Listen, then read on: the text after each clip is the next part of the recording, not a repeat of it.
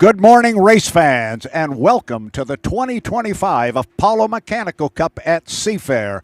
We are here on Lake Washington, and we are myself, Brad Luce. I'm joined here by Brent Hall. Good morning, my friend. How are you?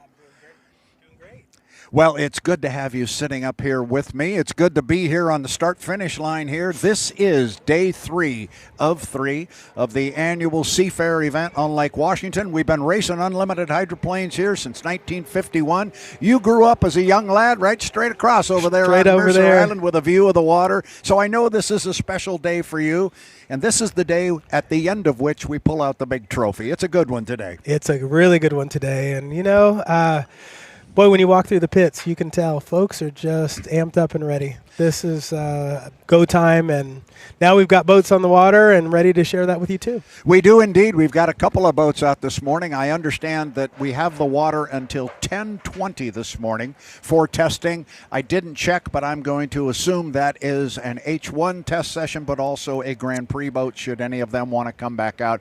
The idea is to put boats on the water, let people watch them run, but this is all testing. And right now we've got Gunnar O'Farrell in the U-21.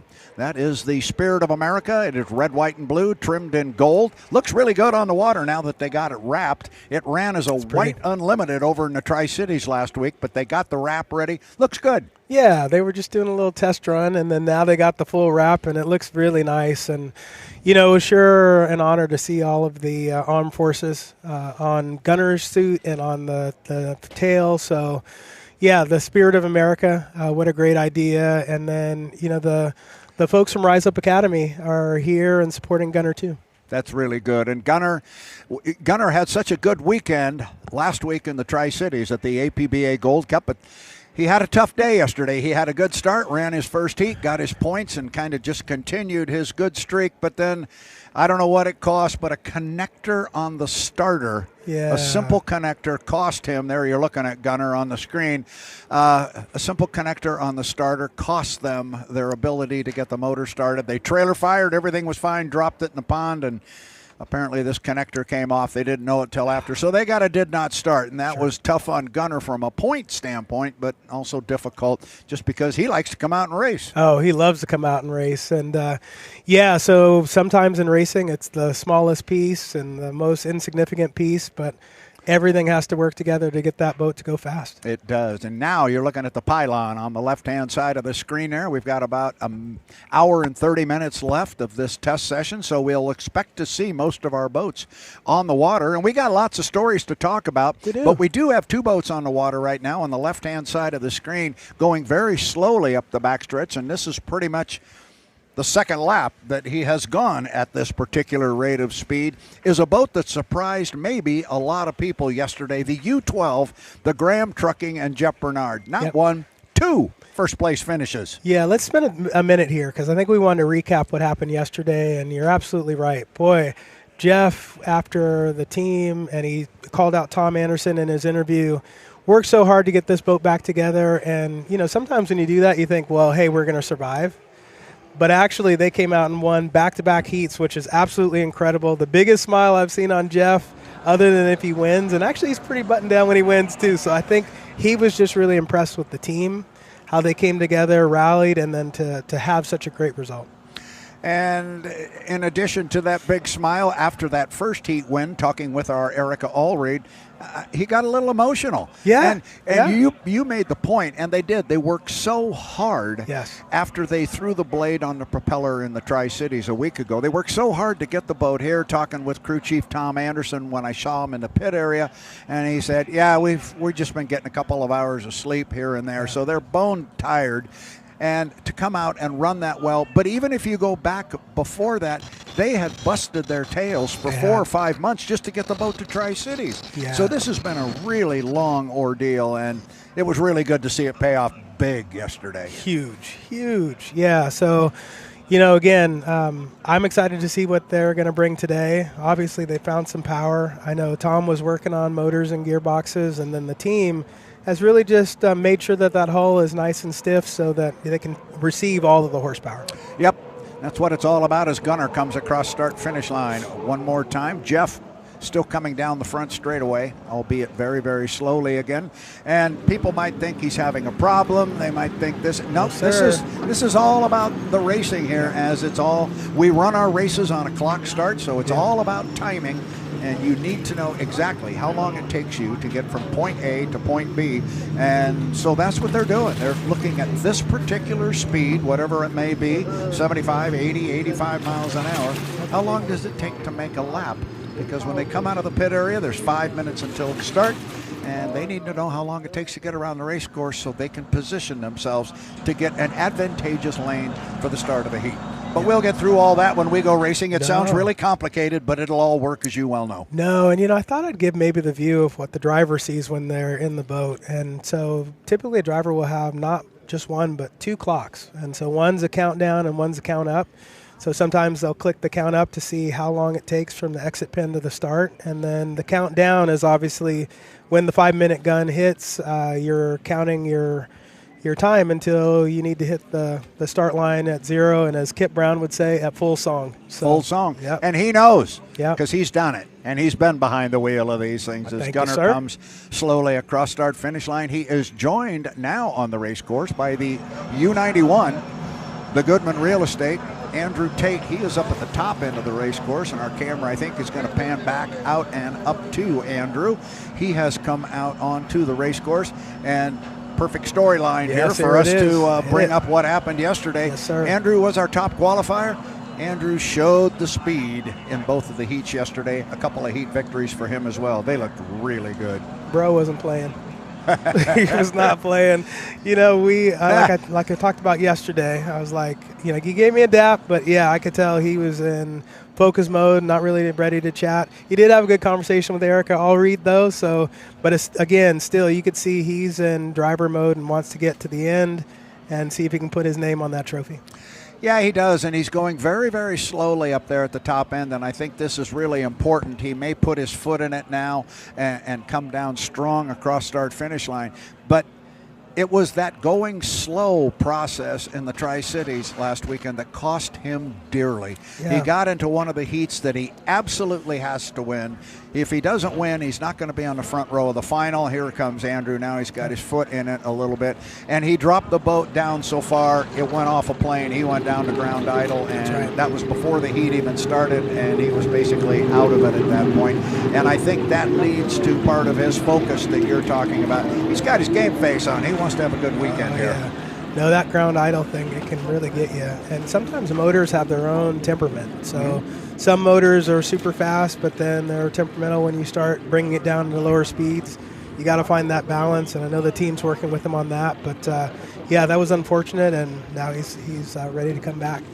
Yeah, well, that man's always ready to come back. He is a good one, and he's got his game face on. He has won here on Lake Washington before. He knows what it takes. Yes. And he's got a local sponsor here in John Goodman and Goodman Real Estate. He wants to put on a good show. Yeah, and boy, the Goodman team, they sponsor a J-Stock hydro, and they're all about winning, and they're all about giving back to the community. So, it's great to see both of their boats do well, but I was just tickled to hear some of the stories about how they give back, and great organization, and obviously in real estate. But, it's good to hear the other stories, too. Now, this is interesting, again, what Andrew is doing, because he's going very slow. But this is what he was unable to do last week successfully, because the boat then, he got to this point where he was still moving and it was still going and the candle was still lit. Yep. But then the boat went all the way down and it stopped. And you saw the big puff of smoke come out the back, and he had to refire. And to Brent's comment, these motors have their own temperament. Sometimes you can fire them up quickly, sometimes you can't. And he was unable to quickly last week. And that looks to me like that's kind of what he's checking out here this morning. Yeah.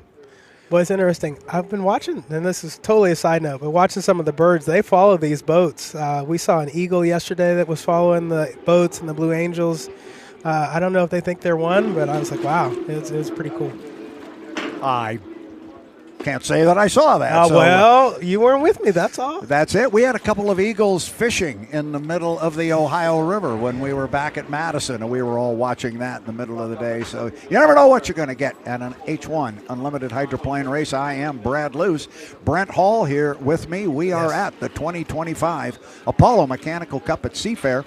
So we talked about Jeff Bernard. He had a couple of heat victories yesterday and a very, very solid day. We talked about Andrew Tate. He did the same thing. There's our 4 heat winners yesterday, 2 for Andrew, 2 for Jeff Bernard. But there was other big stories in the pit area as well.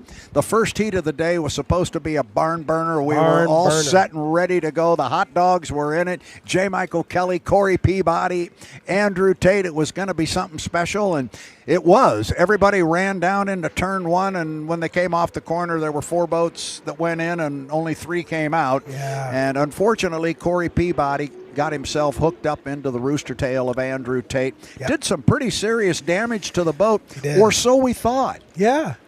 So we thought. And, I mean, the cowling was ripped off. That we all knew that was cosmetic. And the fairing on the right side, that was cosmetic. We were worried about the canard wing because it was gone, and you're worried about the bracketry and how much it gets ripped up inside. But apparently that wasn't a big deal.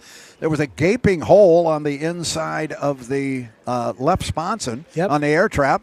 Well, that just took a piece of sheet metal and they glued that bad boy back on. And John Walters, our chief inspector, was up here about an hour and 20 minutes after that having lunch with us. And he came over and sat down next to me, and I just looked at him. And I said, "You're here. I'm assuming you're not deep in an inspection or looking at the U9.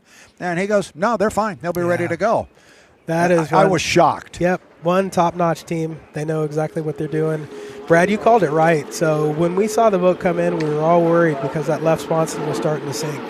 But when you called that there was just that gaping hole on the side, and I don't know if that was the canard that took the hole, that made the hole, but you were absolutely right. That was fixable, and guess what? We saw the boat back on the water. The boat was back out on the water, and you are looking now at the U11, the Miss FLAV-R-PAC, with Jamie Nilsen behind the wheel. Jamie out of Gig Harbor, Washington, as he runs up the backstretch. Meanwhile, very slowly again comes Andrew Tate across the start-finish line. I got a hunch he's headed back to the Stansares Memorial Pit area. But there was more to the story on the U9. That was in their first heat of the day. That was Heat 1A. They incurred the damage. The downside, the big downside was, in addition to all of that, was they didn't get any points. And we all know how important points are in unlimited hydroplane racing because you got to get on the front row of the final. There's Andrew coming back toward the pit area. So they didn't get any points in the heat. They tore up the boat, but the good news was they got the boat put back together and everything was good. As Jamie Nilsen, I hear him coming. Here he comes into view as he's coming way on the outside here. Jamie Nilsen driving the U11, the Miss FLAV-R-PAC. But the other part of the story with the U9 was due to a family emergency, and we will just leave it at that, but due to a family emergency, Cory Peabody had to depart the premises yesterday afternoon, and so the decision was made by Strong Racing that J. Michael Kelly, because the 8 and the 9, the 2 strong boats were drawn into separate heats, the A and the B section, it was determined that J. Michael Kelly would drive the U9 in the A section and then drive his own boat, the U8, in the B section, which he did. And Mike went out. He had never been in the boat before. And of course, he draws Andrew Tate. So that's a tough draw right out of the box. It was a 3-boat heat. He ran it hard for a lap or two as best he could, never having been in it. But he got a solid 3rd place, and the important part was he got points. That's what he was in to do. And I know you think, I'll just mash it down. But this is a team. You want to learn the boat. You don't just go out there and push the pedal to the metal first time out. And so he was taking it more conservative just to make sure to get the points. So we got Jamie, and Jamie is doing exactly what Andrew was doing, just practicing trolling up to the start. And I think we've been trying to make sure that boats are able to get back up on plane after they do their trolling starts, because that's been a lot of the strategy. We've seen that the boats are getting up there early so they can secure their lane, and then after that they step on it. So like you're seeing here with Jamie is starting to pick up on it, and you can imagine he's just getting the timing mark, like how long did it take me to get up to speed. And for that one, I know that's probably not the speed that he's going to want to do it at. So again, he may have to start that rooster tail or start pushing on it a little bit further. But typically it's around 8 to 11 seconds, depending on what course we're at, to get to the start. Sometimes it could be even longer. And the team is all getting their timing marks now on this 2.5 mile course.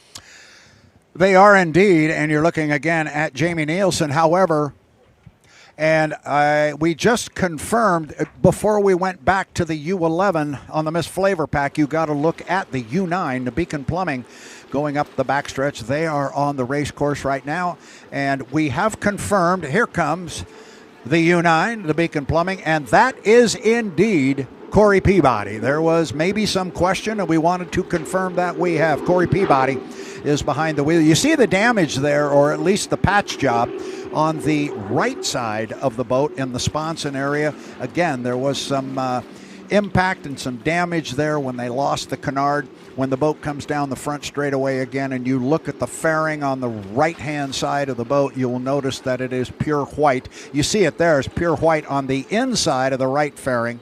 But when he comes down, you'll see it is the same on the right side. You'll see a bit of a patch on the right side sponson when he comes by. And that was all from water impact and him losing the canard. There you get a good look at the canard on the right side, and you can see the black spot below the water line there on the patch job on the outside of the right sponson. Be interesting to get a speed here on Cory's laps. I'm sure we'll pop it up here. It is testing and so forth, but I think this will get. And he's got a lap there at 148 miles an hour, and that's pretty good speed.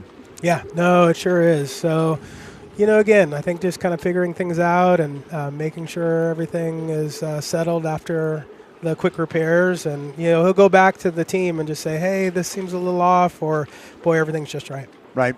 And I made the comment yesterday in talking with Tanner, and I think you can speak to this as well. You've been around these courses, no pun intended. But if you're going to have a bad day, yeah, have it on Friday or Saturday. Yes, sir. You don't want to have it on Sunday at 4:30, right? No. Yeah. No.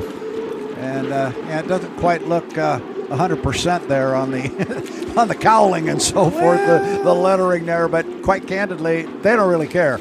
It's aerodynamically sound, and he turned another one at 148 miles per hour. So sometimes you just got to have it at 30 feet. It looks good from 30 feet. 40 that's good. Feet, yeah. He won't care as long as when you look at it, it's out front. As long as he's holding that trophy, that's all he cares about. And that's a trophy that goes all the way back to 1951 when we had our first race here on Lake Washington. I can honestly say I was not here. Neither was Brent. He wasn't hanging out at the lake or up there at your house. Not back in 1951. We heard all about it, though. Yes, you did. That's right. We were telling our story, right? We were. We were telling stories yesterday. And now, Cory's serious about this because now he's going to go around and play with a timing mark. And I got half a notion if we were to ask Cory about that, he'd go, yeah, I need to check out that timing mark because quite candidly, I was the last guy to the corner down there, and he got tangled up in the rooster tail of the 91 because of it. So I think he wants to make sure he's going to be on time. And I'm noticing all of these guys making timing runs from very late in the sequence. If this is what Cory's going to do, he's way on the outside, but they're timing themselves off the exit pin. Yeah. And here he comes. Usually we see guys hit it at the entrance buoy to 2 or sometimes the apex, but they've been getting all the way to the exit pin. Cory Peabody, U9, Beacon Plumbing. Yeah, the way they've been trolling, they are realizing that, hey, you know what? To secure my lane, I'm going to have to troll up in there and make sure I get it. So they are having to take different timing marks, and who knows?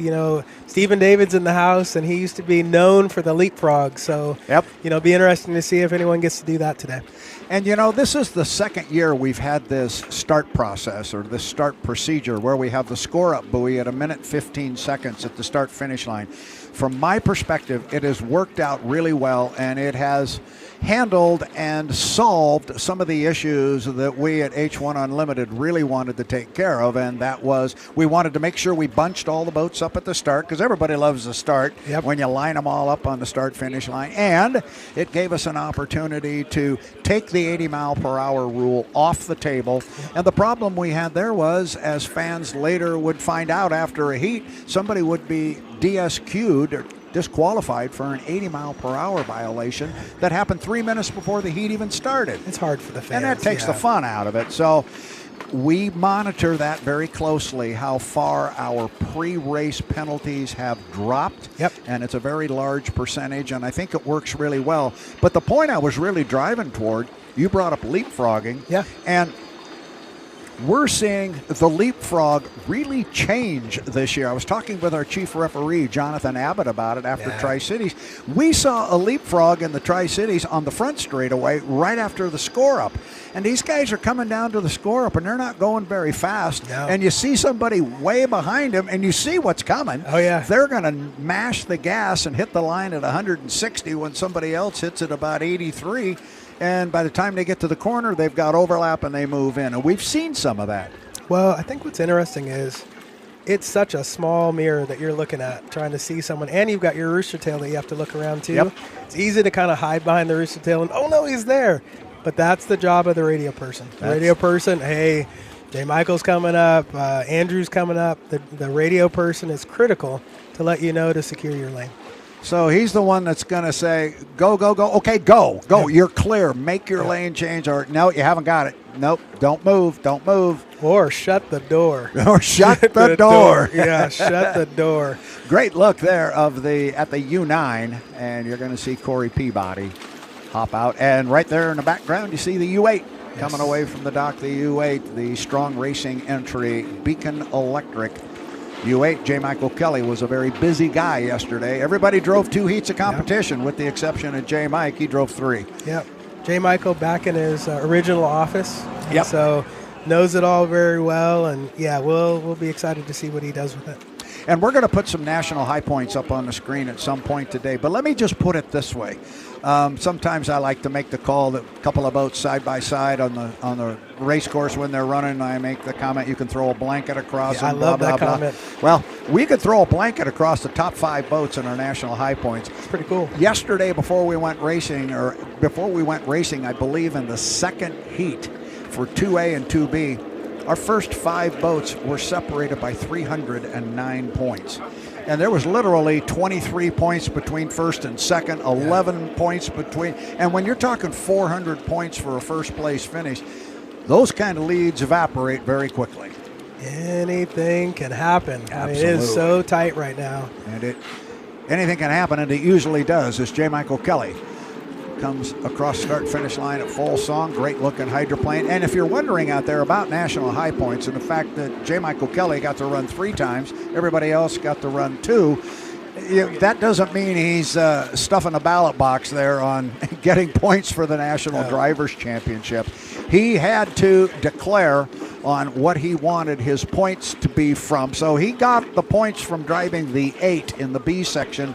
Now, when he drove the U9, the Beacon Plumbing, he personally did not get any driver points for that, but the boat did. Yeah, the team gets points. the points, so That's the right. U9 got points.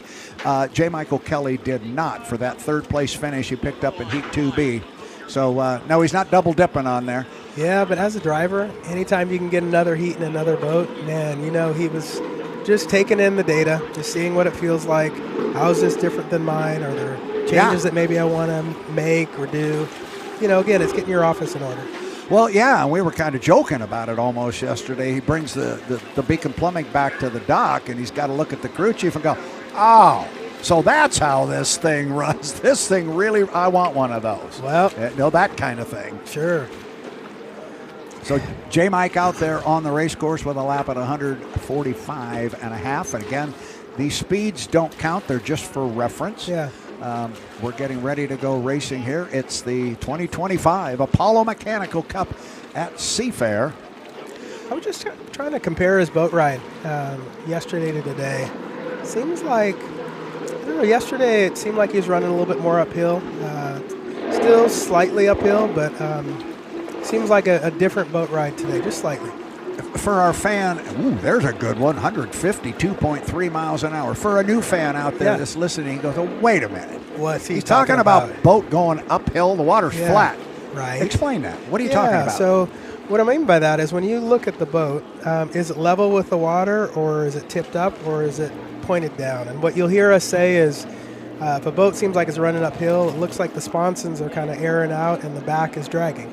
Okay. Then, if the boat's pinned down, you'll see that the back end is up out of the water, and the propeller is really driving that the back end up, but it's really heavy on the sponson. So that's what we call pinned down. And you really want that boat nice and level, correct? Yeah. And that nice tunnel of air going underneath it. You I said noticed that on Andrew. We did, and Yes. I was just going there too. The skid fin is this great big metallic barn door, for lack of a better term. They Yes. hang off the left side of the boat, and it helps the boat go through the corners. And when he was coming by, Andrew Tate yesterday, the front end was out of the water by a couple of inches. You could look right underneath the boat from our perspective, and we're on the right-hand side. You could look right underneath the boat and see where the skid fin was going in the water. It was pretty cool. And here comes Mike with another late acceleration on the front straightaway. Yeah, everyone seems to be doing that. So And this might be a little drag start. Yeah, not only for a run to the start-finish line, but also this score-up thing is becoming more and more important because we're seeing leapfrogs after the score-up. And if somebody's coming down very slowly, like Mike just was, and as we were talking a moment ago, somebody's charging hard from the outside, how fast can they get it up? Because they've got to defend that lane that they are in. And they defend it by not allowing a boat on the outside of them to their right to get more than 5 boat lengths or the length of a rooster tail ahead of them, because once they have that much of an overlap, they can move over. Yeah, they say not today. You're not getting in front of me That's today. it. Yep. And we saw some of that yesterday. Yeah. We saw some of that where guys were really defending their position. And that's what it's all about. Here comes Mike. He cut the race course now. We'll see if he's going to head back to the Stan Sayers Memorial Pit area. And he is indeed going to do that.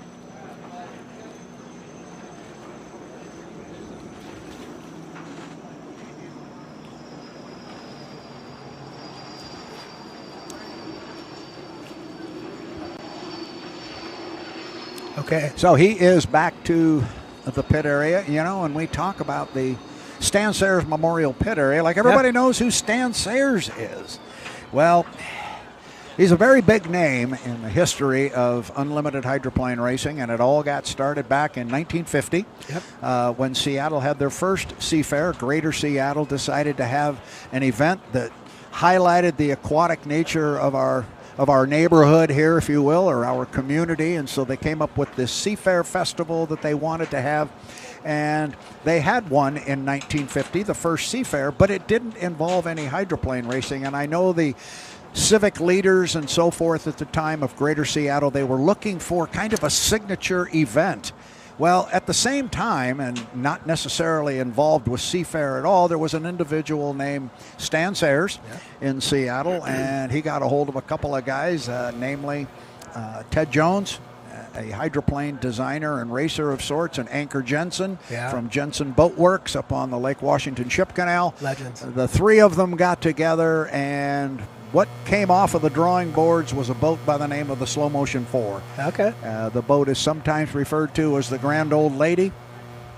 And then on June the 26th, 1950, they put the Slow Motion 4 on the water up at the north end of Lake Washington off of what was then the Sandpoint Naval Air Station, and ran the boat through the mile straightaway traps and set a new world straightaway speed record. They broke the existing record. I'm taking a stab at this, but it was something like by 25 or 26 miles per hour. I mean, they shattered the thing. Wow.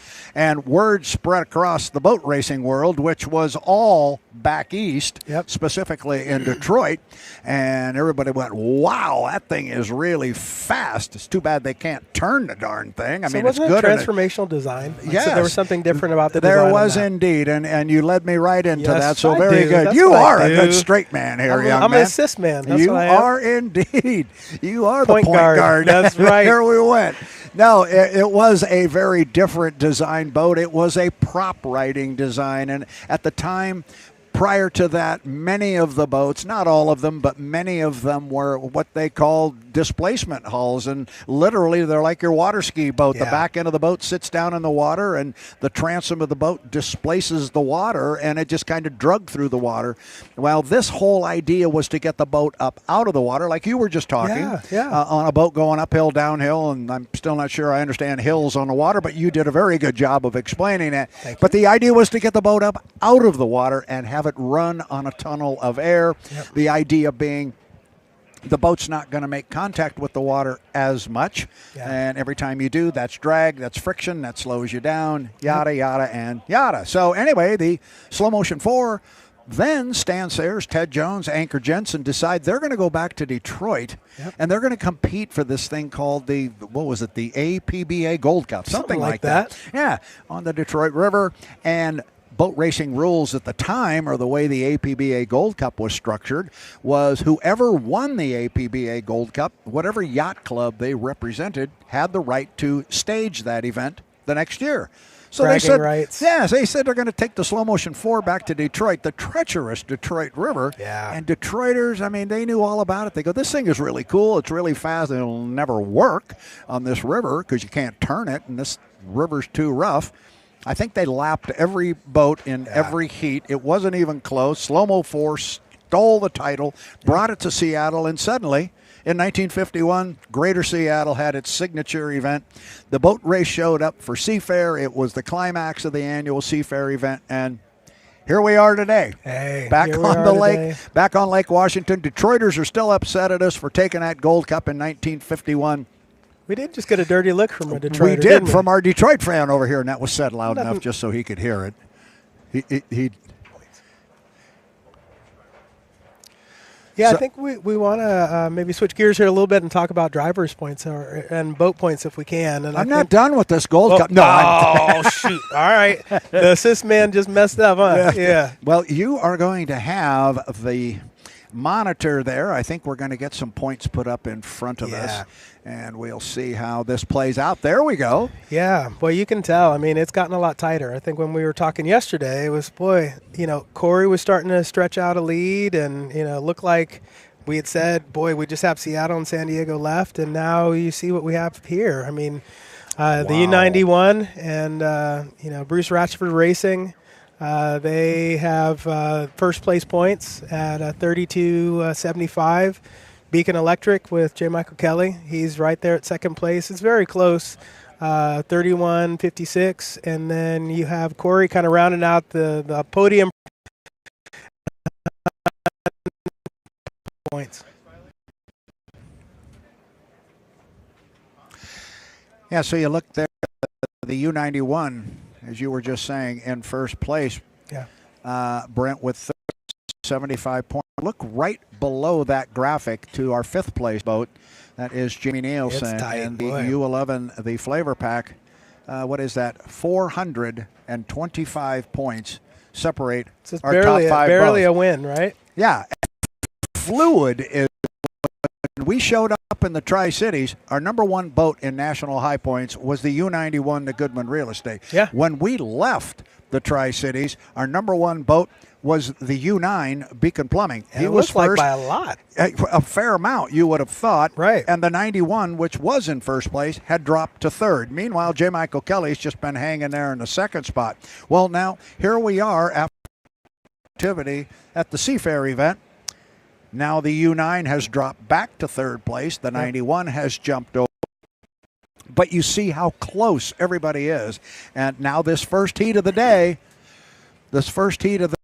we're going to put the U9, the Beacon Plumbing, and Cory Peabody out there with 91. And yes, they are racing for the Apollo Mechanical Cup at Seafair, but don't think for 1 minute these guys don't have that national high points thing in their back.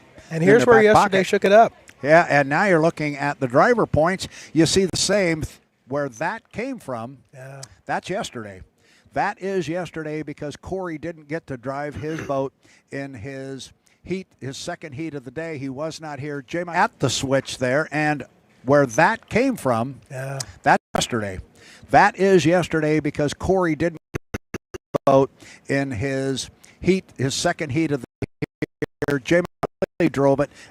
Reminding the fans again, the 3,156 points showing there for J. Michael Kelly do not include the 225 points he picked up in Cory's boat in the second heat of the day. That goes to the U9, the team U9. Yep. Yep. Great graphics here from the stat man pulling that together for us, and we're back at the hotel last night, and he's working away, figuring out numbers and making sure these graphics. But the bottom line to all of that, it's really close. It is very close. It is very close, and I can tell you Cory Peabody can probably quote these numbers in his sleep because he does not want to lose another high points championship, and he wants to never know. No, I think you're absolutely right, and that makes it even more interesting to see like how this is all going to turn out by the end of the day. Well, this is a topic from yesterday here. No, you're hiding it from us. There we go. So here's our Pick the Prop leaderboard. And hey, wait a second. Well, let's just say I had a good day yesterday. I have two boats in this weekend's event. And as I asked the rhetorical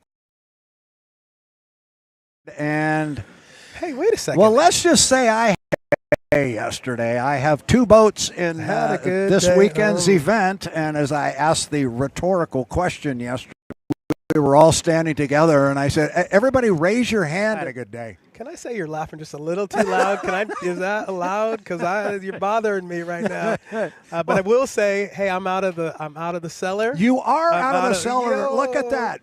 Brent Hall making a move here. Yes. Wow. I'm coming up on Tanner. I'm going to get Tanner. Look at this. Yesterday, I was trying to trash talk a little bit. You are the consummate trash talker. Point guard. And now you're giving me a hard time about it. You're not getting. I'm not stopping. That's what a trash talker does. You play it on both sides. You do. Like you're got to teach me. Oh, man. You know I will. But I'm just telling you, Tanner, look out. I'm coming for you. Way to pass the fans, Brad. That's hard to do. That's it. Yeah. What have I got here? Oh, not by much though, is it? Wow, only about 300 points. No, the fans are tough. The fans are tough. Yeah, they know what they're doing. But I gotta get our rookie, Tanner Faust. He's new to this. You know, I can't let him stay in front of me. Yeah. No, I'm not happy with that. So I do feel like I've got a good pick in Andrew and then J. Mike. I feel like I'm in a good spot to really recover. Is that who you have this weekend? You got Andrew and J. Mike. That's absolutely. Right. Absolutely. So, yeah. So you and I both had Andrew yesterday. I feel like I'm in a good spot to really recover. Is that who you have this weekend? You got Andrew and J. Mike. That's absolutely. Right. Absolutely. So. Yeah, so you and I both had Andrew yesterday, so we both picked up a couple of heat wins, and you got Mike. Yeah. So you're in a good spot. Mike, reminding everybody, he's won 4 times in a row here on Lake Washington. I like his chances on this race course, not because of that, but because he's so darn good at getting that inside lane. He really and with this shorter course, it's going to be a big day here. It's also going to be a whole lot of fun. We are awaiting the arrival of another boat out on the water to come out and test. I don't know who we might see, but we've seen most of our boats come out this morning, and maybe they will come out and run a second time because, as we said yesterday, this Seattle Seafair event, this is a big one. So many of the teams are based here. The drivers are here, and you were talking yesterday about family and what it's like to race in front of family and friends. Yeah, my little big son was out here yesterday, so I was really proud to see him. He was wearing his little hop racing shirt. Actually, it was mine. So so now I am little Brent. He's big Brent. So he is a big boy. Yeah, he's very tall, and you said he's been hooping. He's been hooping. He's not doing the J boats at 6 foot, 140. I think a little too big for the J boats. But I do want to do a quick shout out for the J boats, if we can. We sure are going to try and cover the J's, and it's great for people to see that. And see that at 9 years old, you can start racing boats. You're in a kneel-down boat, and right on. Here comes the Jays right now. Let's just turn it over to you. I think this is yesterday's action. It is yesterday. Tell the story, young man. I'm happy to. So, I'm looking at the boats, and this, I believe, was Heat 1. And I see, I'll call it Little Miss Goodman, and that's Ryder Burks running in front. And then I just saw Carson Kelly, and actually they gave me their names. And one of the things that's interesting about this race is they're running on a 4-point turn. So I remember when my son got out there the first time, it's like, where's the other buoy? So you really have to kind of pretend that other buoy's there and make your arc. But you see Asher Kelly out on the outside. And if I said Carson, Asher, you can hit me in the leg later. He will. He will. He'll kick me. But you can see how hard these guys are racing. And the water's pretty rough for this size boat, and they really launch off them. Ryder is making a nice little turn there. You can see his skid fin digging in. Boy, it's just a lot of fun. And the way you get involved is you can look us up on the Seattle Outboard Association, either on Facebook or the actual webpage. And they do something that's called New Folks in Boats. And so whether you're a little kid, 9 to 16, and Asher took a big hop there. If you're 9 to 16, or they even have an adult New Folks in Boats where you can get in an outboard and do this very same thing. And actually I got to do that was probably back in, I want to say 2005, and it was just a bucket list thing. I wasn't even thinking about racing at the time, but my smile was ear to ear, and I never knew I'd get back into it then. And here you see the boats coming back. And so, you kind of troll in just like the big boats, and they have to learn how to shut them off exactly right. But the J boats and the training that the kids go through, it's really special. And see, this is this is the job of the dad. You want to keep your driver dry. That is Rich Cassidy. He is a long-time diver for H1, and now both of his sons are out there. I think it's Mac here. I'm going to get my list because I actually took the list because I want to make sure I call these names out. But, yeah, we're really proud of the Jays. And, boy, with the drone footage, it's really cool to see just how they set up like our big boats. So while I'm looking this up, Brad, you've had some experience with the Jays too. What are your thoughts? What do you think when you see them? I'm sorry. No, you're okay. So we were just talking about the Jays and the excitement, and I think we're trying to get a couple other things going here as well. But when you look at the boats, I just saw Corbin Ansell go by, and his first year was last year, and he's in the Miss Mercury's Coffee. And so that's a really cool boat there. Looks just like the big one. And that's fun. When the kids' J boat is adopted by the Unlimited, they usually get a chance to take pictures with the driver. They will go ahead and spend time in the pits and learn from the Unlimited driver, basically like a football player getting a chance to be a Little League football player with a pro football player. So very cool. That's terrific insight, and I know you know all about this because you have been involved. You've been behind the wheel. Your son has been behind the wheel. Yeah. But you said something there. I'm imagining there are some youngsters out there listening to this, and they're probably tugging on mom and dad's shirt right now, saying, "How do I do this? I want to do this." Yeah. You mentioned. I'm imagining there are some youngsters out there listening to this, and they're probably tugging on mom and dad's shirt right now, saying, how do I do this? I want to do this. Yep. You mentioned the ages from 9 to 16. Is that what you said? Yep, 9 to 16 for the junior classes. What about somebody who is north of, say, 70 years old and wants to go out and try and run one of these? I know of some who have done it and are actually really good. So there's even a world record holder who continues to race in his 70s, and he is really tough. And, I'm going to tell you, I'm a cockpit guy. Right. I like to be in a cockpit, strapped in. I tried one of the adult ones maybe a couple years ago, and my knees were sore. So the point guard in me and the knee surgeries that I've had from basketball, I'm going to stick to the capsule. My son can do the kneel downs, but actually I'd love to see him get into a capsule boat someday too. I'm sure you would. Yeah, the kneel down thing would probably preclude me from doing anything like that. And then when I'm involved in an outboard motor, it usually involves a little bit of throwing a fly rod and that sort of thing. So I think my racing days are in the rearview mirror, which implies maybe they started at some point, but they never did. Right. One of the things we want to do here, Brent, because we're getting ready to go racing here on the H1 Unlimited side, and let's take a moment here and take a look at the draw for our heats 3A and 3B. And coming up in our Heat 3A, our first boat is going to be the U-21. That's the Spirit of America, and Gunnar O'Farrell. Gunnar, as we said, had a good run yesterday in his first heat.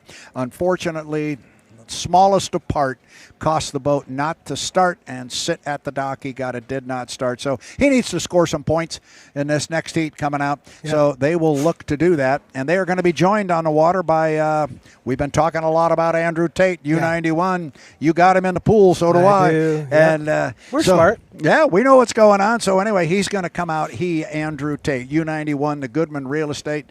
Top qualifier, a couple first place finishes. Yeah. So far, that's what we call a perfect weekend. Yep. Yeah. He will be tough. Going to be joined. Here's an interesting boat in this one. Going to be joined by the U12, the Graham Trucking, and Jeff Bernard. Now, we've got our 2 heat winners from yesterday suddenly squaring off. That is Andrew Tate in the 91, now Jeff Bernard in the U12, the Graham Trucking. Jeff won't back down. Jeff knows Andrew very, very well. I don't know if he's got enough boat. There you're looking at the U12, the Graham Trucking. Just such a great day yesterday and such a great reward for all of the work they put in to rebuild the bottom and the transom of that boat. There you're getting a look at just how rough Lake Washington can get. And there's a very happy crew on the dock watching that. U12, the Graham Trucking and Jeff Bernard. He is the third boat in our Heat 3A. And just to make matters really interesting, going to be joined in that heat by the U9 and Cory Peabody. Man, so look out. Cory Peabody, who definitely needs points in the national high points race on the driver's side, but the boat needs points as well. They got a goose egg in their first heat. J. Michael Kelly went out and scored 225 third place points for them yesterday. But Cory's going to want to go out there, and he too is not going to back down from Andrew Tate in the U91. Okay. So I think what we're going to do here before we get to the B section of our Heat 3, looking once again quickly at the boats in the A section, it'll be the U21 Gunnar O'Farrell. It'll be the U91 Andrew Tate. It'll be the U12 with Jeff Bernard and the U9 with Cory Peabody. Now, we mentioned that Cory had a rough day yesterday and went into turn 1, lap 1, and here it is there. We will hopefully run that back and let you see it again. Here's what Cory saw, tunnel. And you're going to see Cory move to the right. The boat on his right to the outside is the 91. Cory slides out, and boom. He got into a wall of water. That is the GoPro. That video there was the GoPro that's on the air scoop right behind. You see the GoPro there right on the front of the air scoop, and this will be a little different look from the other GoPro, the one on the wing, and now you're looking right at the canopy. Watch the big splash lower left of the screen. Yeah, that was Cory pounding into that rooster tail. Here's the GoPro that goes up and through the air. And this, we were talking this morning about Cory out there looking at some timing marks. You see he was late getting down to turn 1. I don't have to tell you, that's no fun. It's no fun, but one of the things I'll say is just how quickly this happens. So one of the things that, people don't realize is just if a boat takes just a slightly different arc, man, it can change everything. And so, one of the things that a driver tries to do is gauge your boat on your inside and, figure out how close can I be without going into that rooster tail too. So it's always this balancing act. It's a really tough balancing act to do, and there are times when this happened, but boy, just glad that the boat was fixable. Yeah, there's the hole there on the inside of the left sponsor where the canard wing, see, normally across the front of the boat there, right on the front of the pickle forks, there is a leading edge wing that is controlled by the driver in the cockpit. That wing is completely gone, and when it parted company, it went down underneath the boat, caused that gash that you see on the inside. I mentioned skid fin earlier. For those of you who might be very new, there is the skid fin there. Yeah. That's that affectionately referred to as a barn door hanging from the left side of the boat. Mm-hmm. Now you're looking up there at a mark on the outside of the right sponson, but there is the fairing back there on the right-hand side. That's cosmetic. There you see the damage to the air scoop and the cowling. They have another one of those, so there was nothing to worry about there. The fairing is the upright on the right-hand side. You see the one, or on the right-hand side of the boat toward the back. The left one was still there. They had another one of those in the truck. That's all cosmetic. This is a team that has a truck, parts truck. Yes. Yeah. And Tanner and I were making a comment here yesterday that maybe one of the good things if there was a little silver lining, because we did not know as they were towing the boat back to the pit area, and that right sponson or the left sponson just was going underwater and sinking basically, and dragging the boat down. We made the comment that there was an upside to the fact that their shop is, it's a half hour down the road. If they had to yank the boat out and spend a night thrashing on it, they could do so in their own shop, where they have access, obviously, to all their equipment and all their parts. But as I said earlier, literally within an hour and 15, 20 minutes, we got the word they're good to go. I think the other really good news was that the canard broke away clean. Yep. When it broke away in Gunnarsville, it took a lot of the structure with it, and there was a big gaping hole there, and they had to redo all the components. So that is a much more major fix, and I know Jeff and Mike were like, whew, when they saw that, because that saves a lot of hours. It does, and great point you bring up there, because when they lost the canard in the accident in Guntersville, Alabama, had we been able to run the next day, Sunday, they would have run without the canard. Which that is was a something big deal. Yeah, it is a very big deal, and that's severely going to hinder the aerodynamics of the boat and the speed that it would be able to attain and the controllability of the driver. So that would have been a big thing. That was our concern yesterday, but nope, the bracketry was all solid. Everything inside, the controls and so forth were good. They slap another one in there, nothing to it. Yeah, no, and nothing to it and a lot, but I'm really glad that they were able to get the boat on the water and be able to compete. Cory was saying when it broke the last time in Guntersville, hey, we're just going to go out there and get points, but that's not the case this weekend. He's got a full boat ride ready to go, and everything's fixed, and I know they're probably even giving feedback on, is everything 100%? Yeah, and that's, even Andrew Tate, the other drivers, the other competitors, and you've been there, and maybe you can speak to this a little bit. You don't want to beat somebody with them sitting on the trailer. Oh, no. You want to get them out there, and you want to kick their rear end. Or with a bum leg, right? You don't want that. You want them at 100%. So when I say I beat you, I beat you. Yep. You got it. I even help you get out on the water, so then I can beat you. That's right. I can beat you with my equipment. I got some parts for you because you're going to get out on the water, and then I'm going to beat you. Yeah. And that's what it's all about. And we hear that. You hear that all the time in motorsports, auto racing, any type of racing. You don't want to beat them on the trailer. No, get them out on the track or out on the water. So let's take a look at our Heat 3B, which is coming up. And this Heat 3A and Heat 3B, this is the last opportunity for boats to get points and get on that front row of our final. We got 7 boats in the pit area. I believe. I heard something too. Let's see if you heard the same thing. We're going to put them all out there. I think we're going to go. That's what I heard too. I heard 6 and 1, meaning 6 on the front row and 1 trailer. So it takes a little bit of the drama out of it, but you don't want to be that trailer boat because, quite candidly, you're not going to win. Has it happened? Yes, once. Real strange circumstances. Don't count on it. You don't want to be the trailer boat and start 10 seconds behind the field. You want to be on the front row and see if you can get a shot at one of the older trophies in unlimited hydroplane racing. You're almost trading drama, though, right? Absolutely. Yeah. So let's look at Heat 3B. It's going to feature the U8, J. Michael Kelly. We just saw he's second in national high points.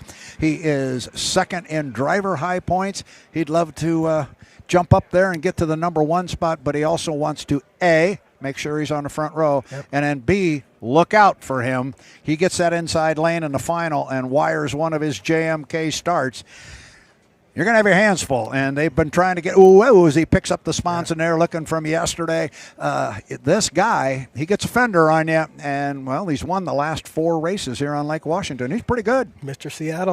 Seattle, I like that. He's going to be joined by Jamie Nilsen in the U11, the Miss FLAV-R-PAC, Scott and Shannon Rainey's boat out of Cle Elum, Washington. One of everybody's favorite teams, and there you see the Miss FLAV-R-PAC there coming away from the dock, the bright yellow, kind of a soft blue on the boat. It's real pretty, the frozen vegetables, logos there on the side. Everybody's making the joke this year that the boat's a lot lighter than it was. It's been on that vegetable diet. Yeah, looking good. No gut. And there you see Jamie flying it a little bit. And you want to talk about getting an inside lane. Yeah. This guy wrote the book. Yeah.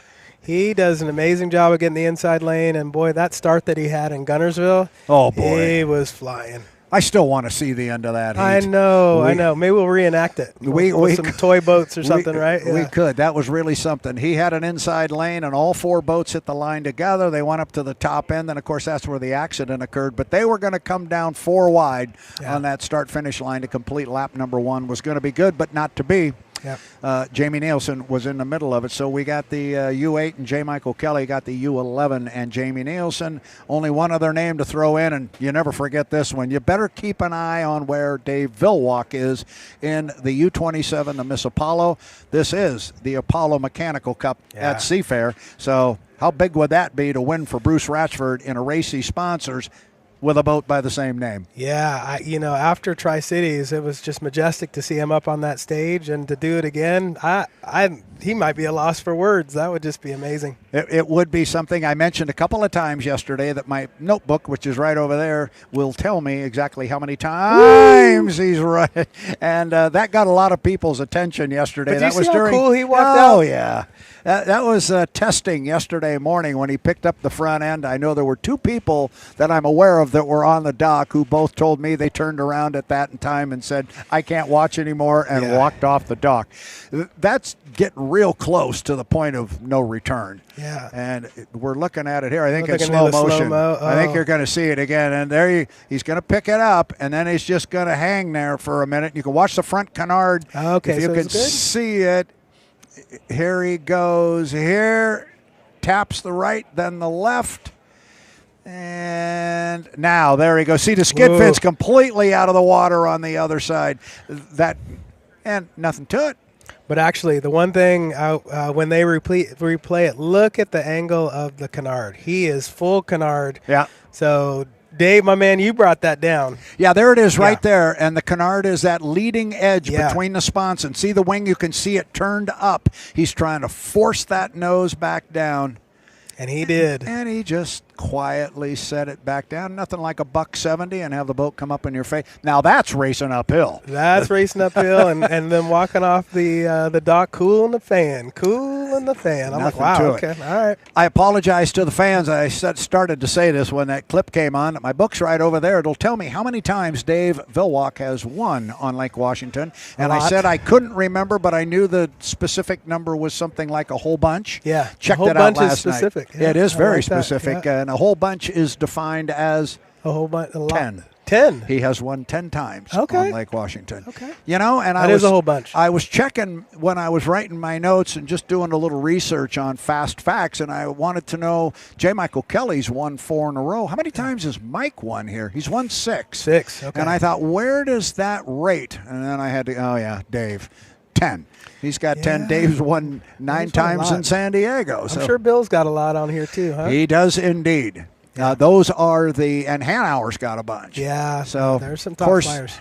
Every race course you go to, those are the names that keep showing up. The Muncies, Hanauers, Villwocks.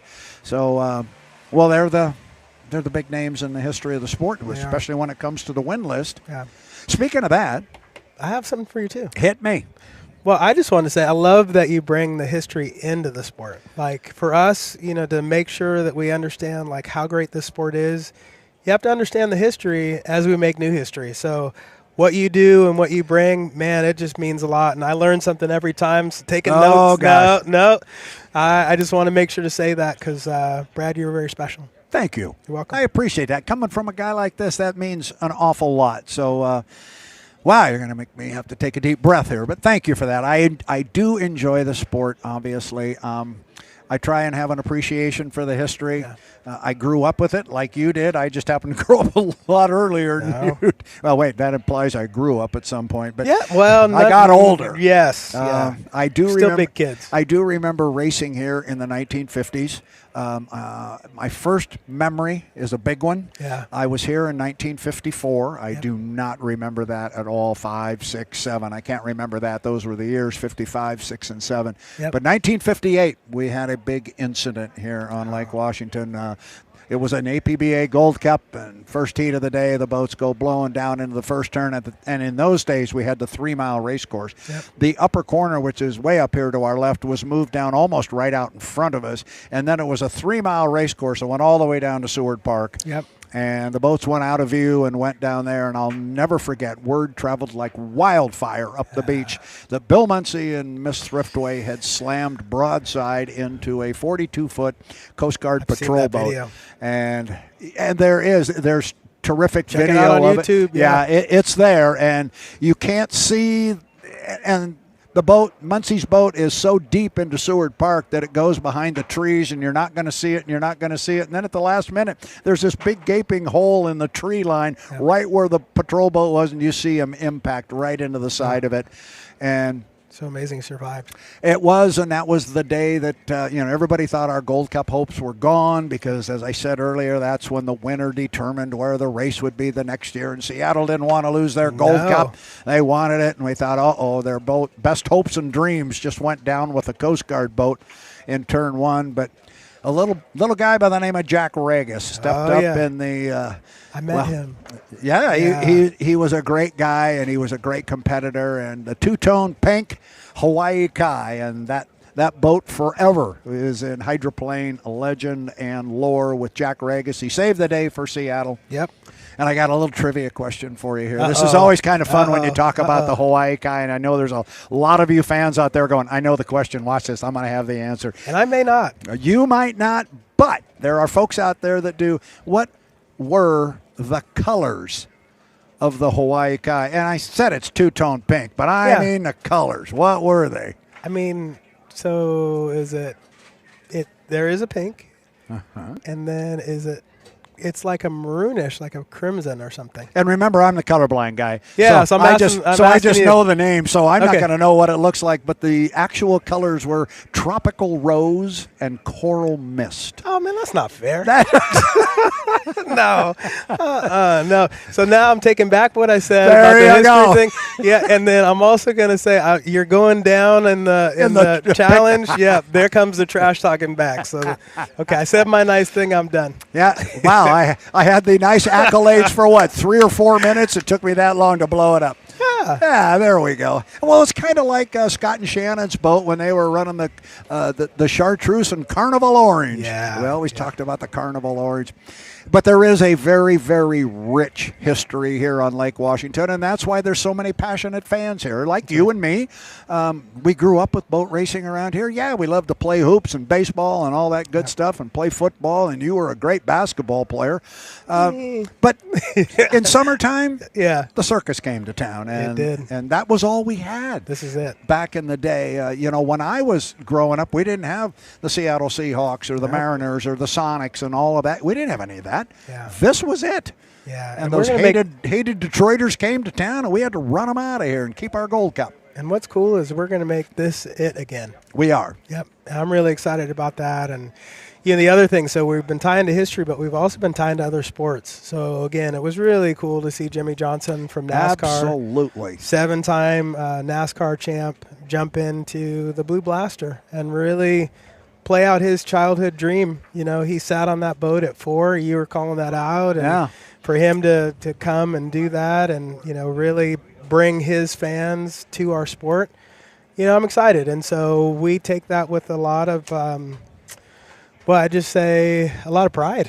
We take that with a lot of pride, and we want to take good care of those fans. And I do think, continue to watch us. You're going to see an amazing show here with H1, and just excited they're here too. Well, and the whole Jimmy Johnson thing, as you said, you were down there right in the middle of it. He didn't just come in. I mean, we told the story, and you just touched on it very well. But it wasn't just he came into town, all right, teach me how to start the boat, and I got it started, a little difficult, and I ran the boat. I got to get out of town. See you later. Bye. Yeah. No, he embraced it. And he really enjoyed it. And you had a great conversation with him. We did, and so did Tanner. So we're going to probably pull some pieces of that as well because he got to go even a little deeper. I got him on the dock, heart still beating, but I can't wait to hear how he and Tanner talk, just unwinding. But, I agree with you, and if you go on Facebook and you go on Instagram and you take a look, boy, there's so many different camera angles. Not only that, you can see just the partnership between him and Chip Hanauer. They really were sharing secrets back and forth.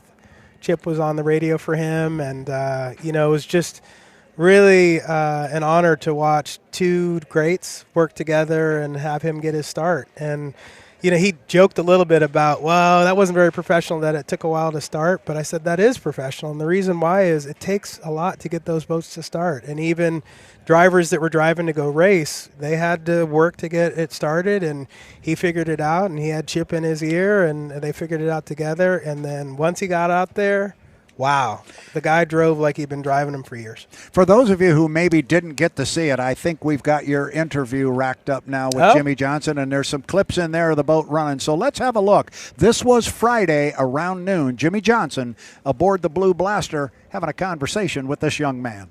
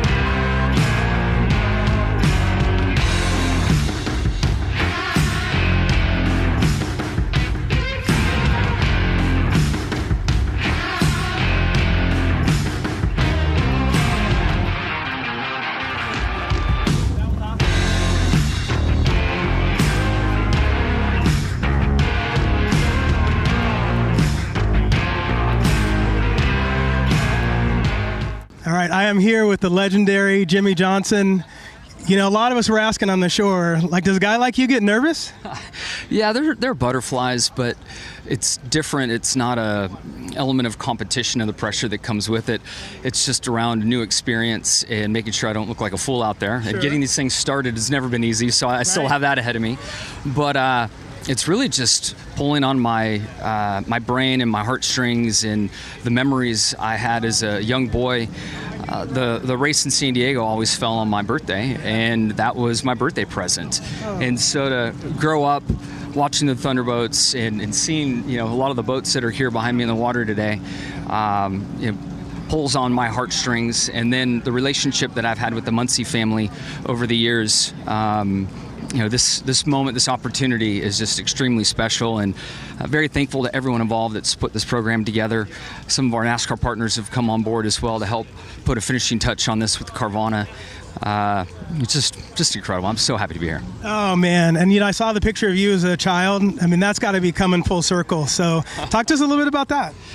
Yeah, as I mentioned, we would always go to the boat races, and Bill's boat broke down and floated to a stop right in front of us, and of course we ran out in the water, and I sat on the deck of the boat, and then through some other walks of life, we were able to get to know the Muncies quite well, and my dad actually would take Ed Muncie and myself racing motocross all up and down the California coastline essentially. And gosh, I've had Christmas dinners at the Muncie home, and just layer and layer that after Bill's passing, I was able to really get to know the family through Ricky Johnson, who was dating Laura Muncie. And then Ed and I were busy racing dirt bikes, and my dad was taking care of us. So it's just wild to have this all come together now. It really is, and I think back, I'm a fan, and I used to grow up right over there, and so to see you in the boat, this is a big thing. And to the legends like Bill Muncie and all the others, we're so proud of you. That's step one. A few more steps to go, and we're going to get you in the Blue Blaster. Yeah, I can't wait. As I mentioned, it's just such a incredible moment. Where I'm in my career, there are these bucket list items that I want to experience. And in my racing career, I was so busy worried about the next event and the pressure that comes with competing. And now I'm at a point to just savor it and take it in. And today is going to be that. Come on, Jimmy, you can get her rolling.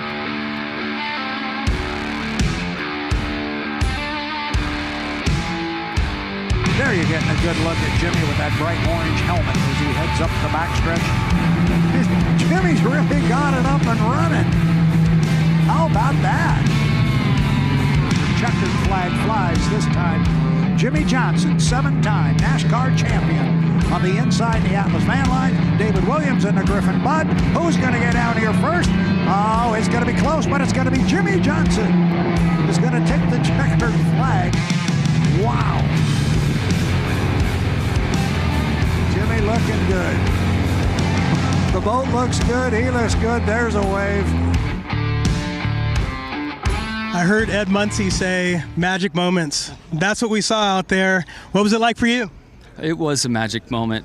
I'd hoped to get the boat started quickly and drive off like a professional, and I didn't quite have that part under control. That's still professional. I got it up and going, and found that first lap or so just trying to understand how the boat felt and throttle response and kind of the sweet spot that Chip talked about when you get up on a plane. And once I got into that spot on the straightaways, it was time to play with the corners. And for me, I was just really surprised how physical it was inside the boat.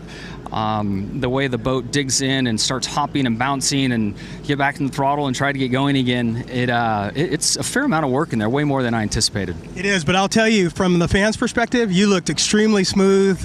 We're hearing speeds in the 140s, so you were moving, dude. We were just blown away. You jumped into a hydroplane like you've been driving it for years. That's what the experts were saying. They made a mistake and shared with me what the high RPM mark could be. They told me what they wanted me at, but then they shared the range. I kind of fished it out of them. Sure. So I knew where the limit was, Okay, so I went right. straight to that. Gosh, that was fun. It was such a special moment, so much fun. Oh, spoken like a true driver, and I think I'll close with this. I saw you put your feet in the water. Was that a reenactment of something? Yeah, just kind of going back to that moment as a kid, sitting on the back of the boat, and I've been dying to put my feet in the water and experience elements of this. Finally got to do that there at the end. It was awesome. Yeah, we're so proud of you. A ton of people ready to interview you, but I got a chance to do it. We are, again, you're part of hydroplane history. Well done, and thank you. Thank you. Such a special moment. Thank you to all the fans for tuning in, and a very special day for me. Well, you ended that discussion by saying, well done. Let me turn that around to you. Well done, young man. That was really a good interview, and you handled it perfectly up front before he took the boat out and then talking to him afterwards. That had to be kind of fun for you, talking to that guy. It was. What an honor, and he's been interviewed by thousands of people. So to be one of those folks and catch his magic moment, that meant a lot. And Edward Muncie, it was great to see him. It was great to see his mom, Fran Muncie. There were just a lot of stories that were continuing to build even outside of that interview. One of the things that you'll see on Facebook is, Jimmy took time to sign Asher Kelly, J. Michael Kelly's son's, his Atlas Van Line's mini hydroplane. And so, man, there's hundreds of likes on that. Wow. And so I think there were just some real special stories. But the last one that really got me was there was this kid, and he had earmuffs on, probably 3 years old. And when Jimmy was having a hard time starting the boat, he was saying, "Go, Jimmy, go. Go, Jimmy, go." And I think it's out on Facebook somewhere. You can find it. But this kid was just super special. He coached him to get that thing started. That's awesome. And then after that, man, the rest was history. He put his foot in it.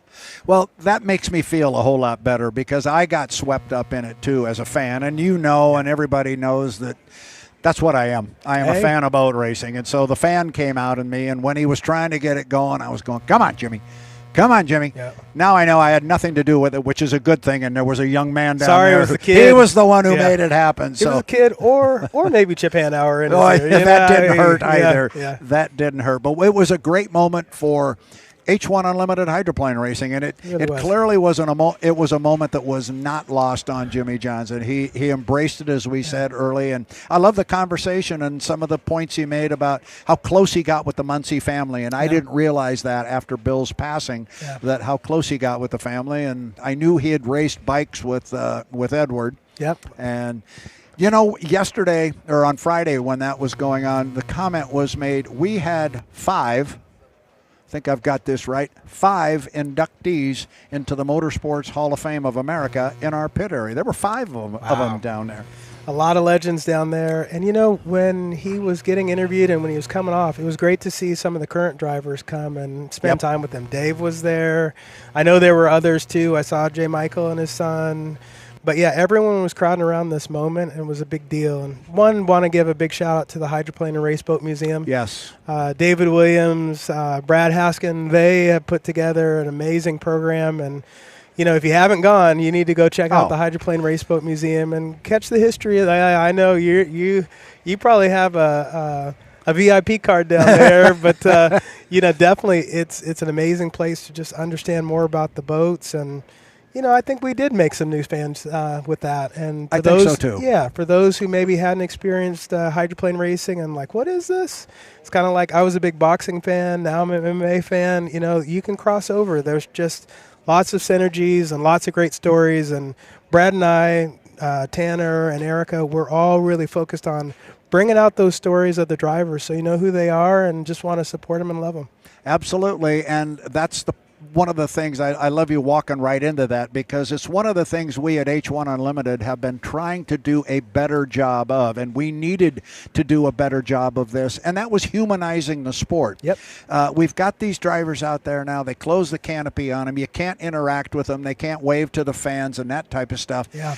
And sometimes I think maybe we forget that there is a driver out there in the U8, the Beacon Electric, and his name is J. Michael Kelly, and he's got a wife, and he's got kids, and he's got a job, and he's got a family, and all this stuff. And everything that happens to you in your individual life, these same things happen to these guys. That's right. And so we've tried to do a better job of making sure people don't forget that and humanizing them. And I think we're doing better. I think we are. We're going to do even more. We are. And certainly things like that, they help us in that regard. And, you start talking about that and just picking one of our drivers, and I'm not picking one random here, but I'm thinking of Gunnar O'Farrell. Yes. I understand we have a discussion coming up with his fiancée, nice. Marina Bartels, and I think we can cue that up now. And again, toward humanizing the sport, Gunnar O'Farrell is somebody who proposed and had his proposal accepted last year in San Diego.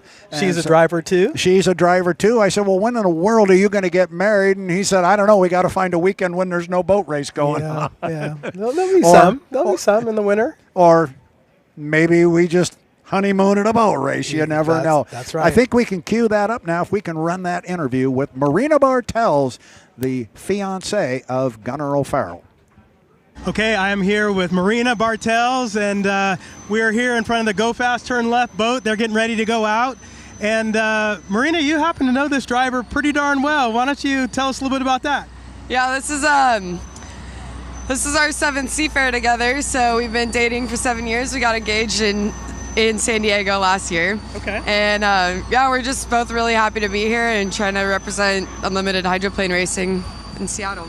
And so that would be Mr. Gunnar O'Farrell. And I've been watching his Instagram. He's been posting up some stuff with some good music. Do you have anything to do with that? Here and there. He approves it. He approves it. I got it. Well, you're a racer as well. You got your aviators on. You're ready to go. Talk to us about your racing.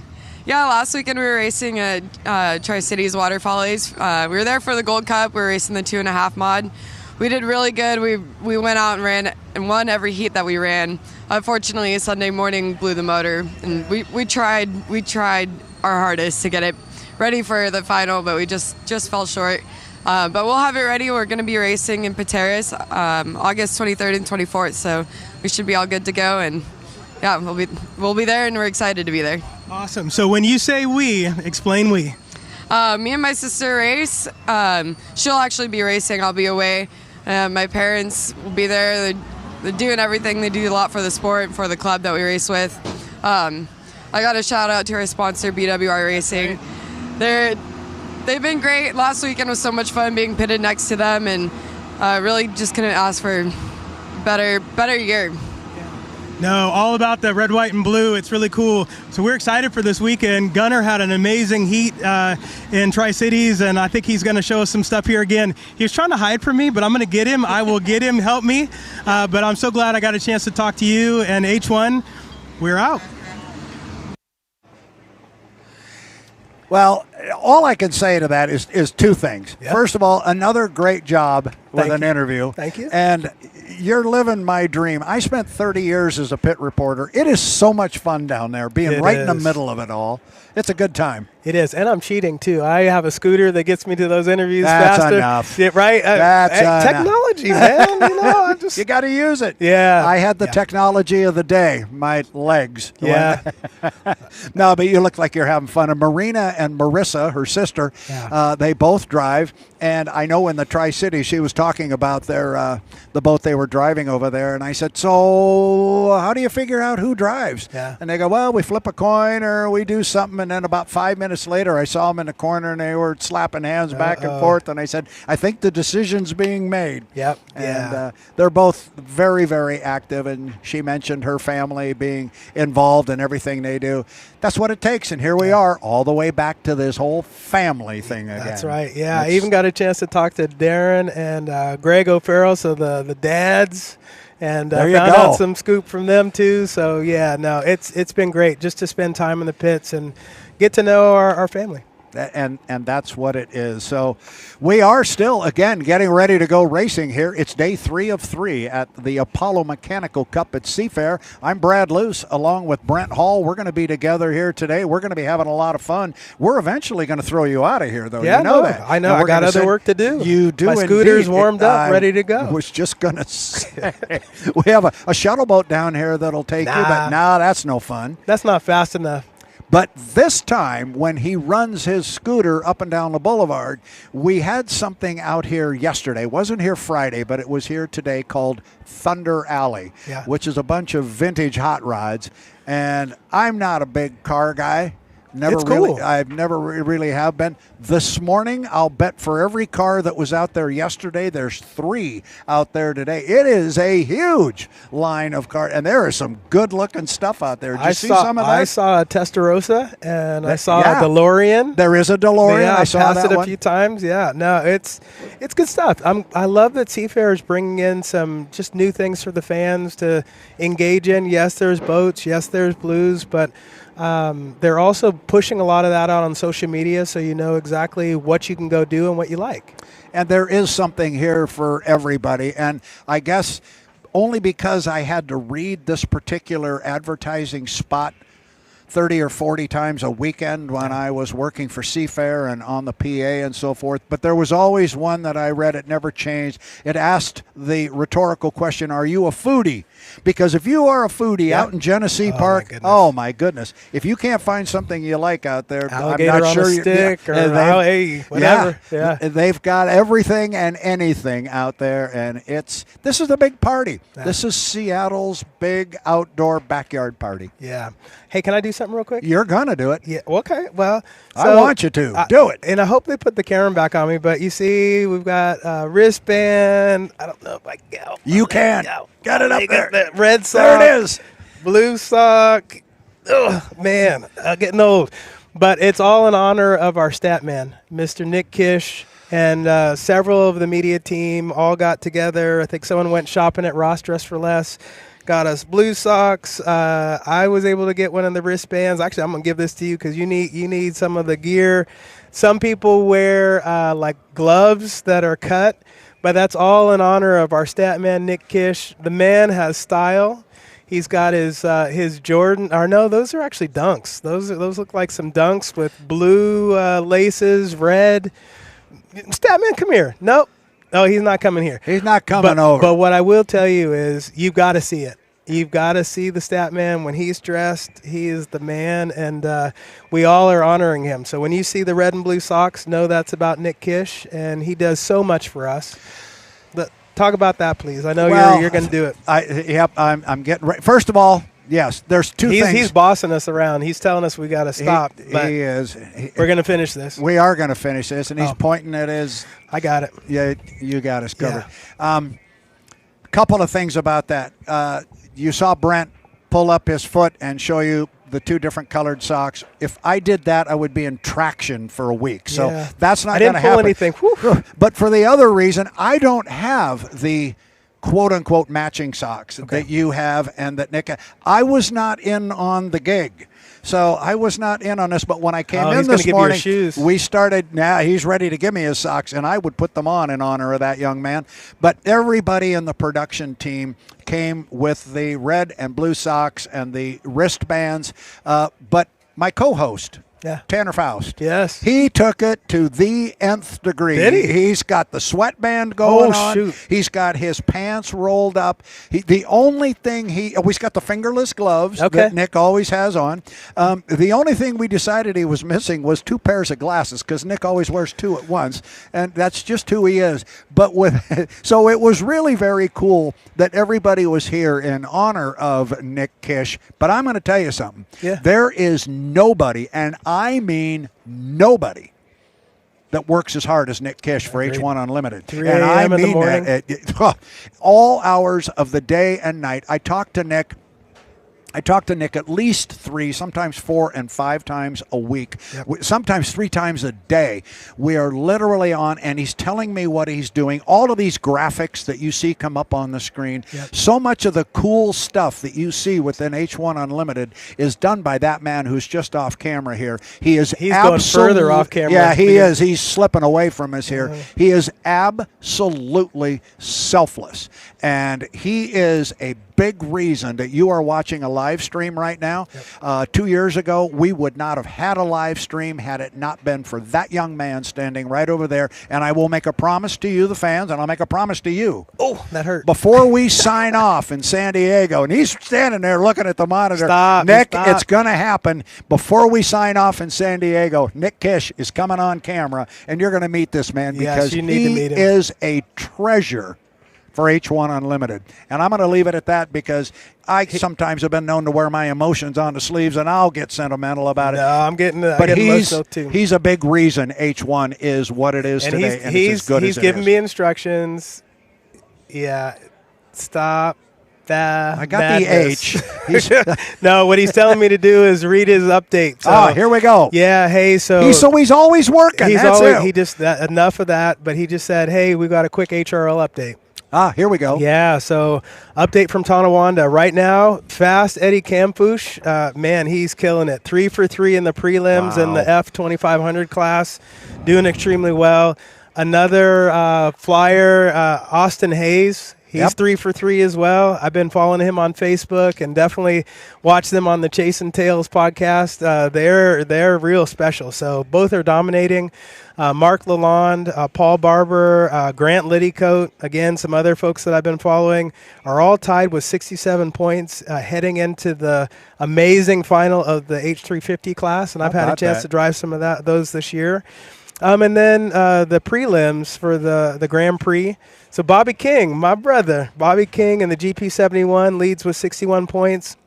And then to round it all out, Brandon Kennedy had an escape hatch issue. It ripped off in the first heat. A little sore, but he's okay. So those are the updates from HRL. Boy, I appreciate you bringing that to us. And again, we appreciate you, Nick Kish. We do indeed. Nick Kish, the stat man. Yep. And maybe by San Diego, we'll all wear the uniform. Yeah, and he told us to go back to work, too. He was like, all right. He did. And so thank you, Nick. And let's not say thank you, Nick, without adding in thank you, Rachel Kish. Yeah. And Rachel is not somebody who just supports Nick. And I'm not going to go off on my tangent again because I already did it. No. But I think everybody knows what he means to H1. But Rachel is not just Nick's wife who supports him in what he does. She's here working just as hard. All the and time. She's providing an awful lot of information. And Nick and Rachel Kish, one of the 2 treasures of H1 Unlimited. So huge partnership. Absolutely. So we're getting ready to go. A good update from now. You were talking about Austin Hayes. Yeah. And what's the brother's name? I can't remember his name. Nick will come around the. Kyle Hayes. Kyle. See, you say something like that, suddenly Nick's face appears around the corner. I met those 2 guys. Oh, you did? I did. I got to interview those 2 guys on Friday afternoon. It wasn't Friday. I think it was on Saturday. I got to interview them in Madison. Okay. And I'd never met them before. Talk about a couple of great young kids. They're going to be ones to watch. Yeah. They are up and coming. I think they're going to be some superstars in this sport. Well, along with Fast Eddie Canfouche. And started on the simulator game. I mean, he was the king of the simulators and then just took that to the real boat racing. And so That's a great message too. Like you can learn it on the sim and then be a great racer too. But he's kind of the best of all of it. One of my sons is, we're in conversation now with the game's creator, Scott Przybylski. Yes. He's helping my son come up with exactly what hardware he needs. And they'll help him. These are not my young sons. This is That's one of all my right. sons. I still play one of the my sim twin game. boys who's pushing 40 years old. So, yeah, he's going to get involved. And it is fun. It's something you can go online and do. But there's lots going on in the world of H1 Unlimited. We talk about some of these young people like Marina and Marissa Bartels, Carson Kelly, Asher Kelly, Brent Hall Jr. We got these names coming up, and I'm telling you, it's not going to be that long before they're right out there. Okay, I got to tell a quick story. Here we go. Asher Kelly, he's out here racing boats now, and I love it. We've all been waiting for him to do it. He's been itching. You know, he's a younger brother. He's been watching Carson get all kinds of trophies. He comes up with his dad to get trophies. He's getting his trophies too, but, man, that kid is tough. That's with Goodman? Yeah, so what I saw with him was I got to go over to Jay Michael's house once, and I challenged a 3-year-old Asher Kelly to the hydroplane sim. And so hydroplane sim is online. You can go grab that. And, boy, that kid was so tough. And he already is like king of the game now. But he beat me at 3. I'm upset. I'm upset. So, and I'm still upset. But now he's out here racing for real. He's going to be a great racer. And, again, these new names coming up. Austin and Kyle Hayes, Grant Liddycoat's another one. There's another one. Right? Eddie Campush, his dad, helped me with my first 2.5 stock. Really? So everyone kind of works together, and whether East Coast or West Coast, I want to be on Chasing Tails. I'm going to throw that out one more time. But, yeah, I just think that we're all working together as a family to get the sport back in front of the world. When I interviewed the two guys, the Hayes brothers from Chasing Tails. Yeah. I got an invite. They said, would you ever come on Chasing Tails? I said, I would be honored to come on there. Yes, sir. So I'll let you know how it goes. Yeah. Hey. I'll stick to my luxury apartment or hotel room. There you not next go. to the gas station.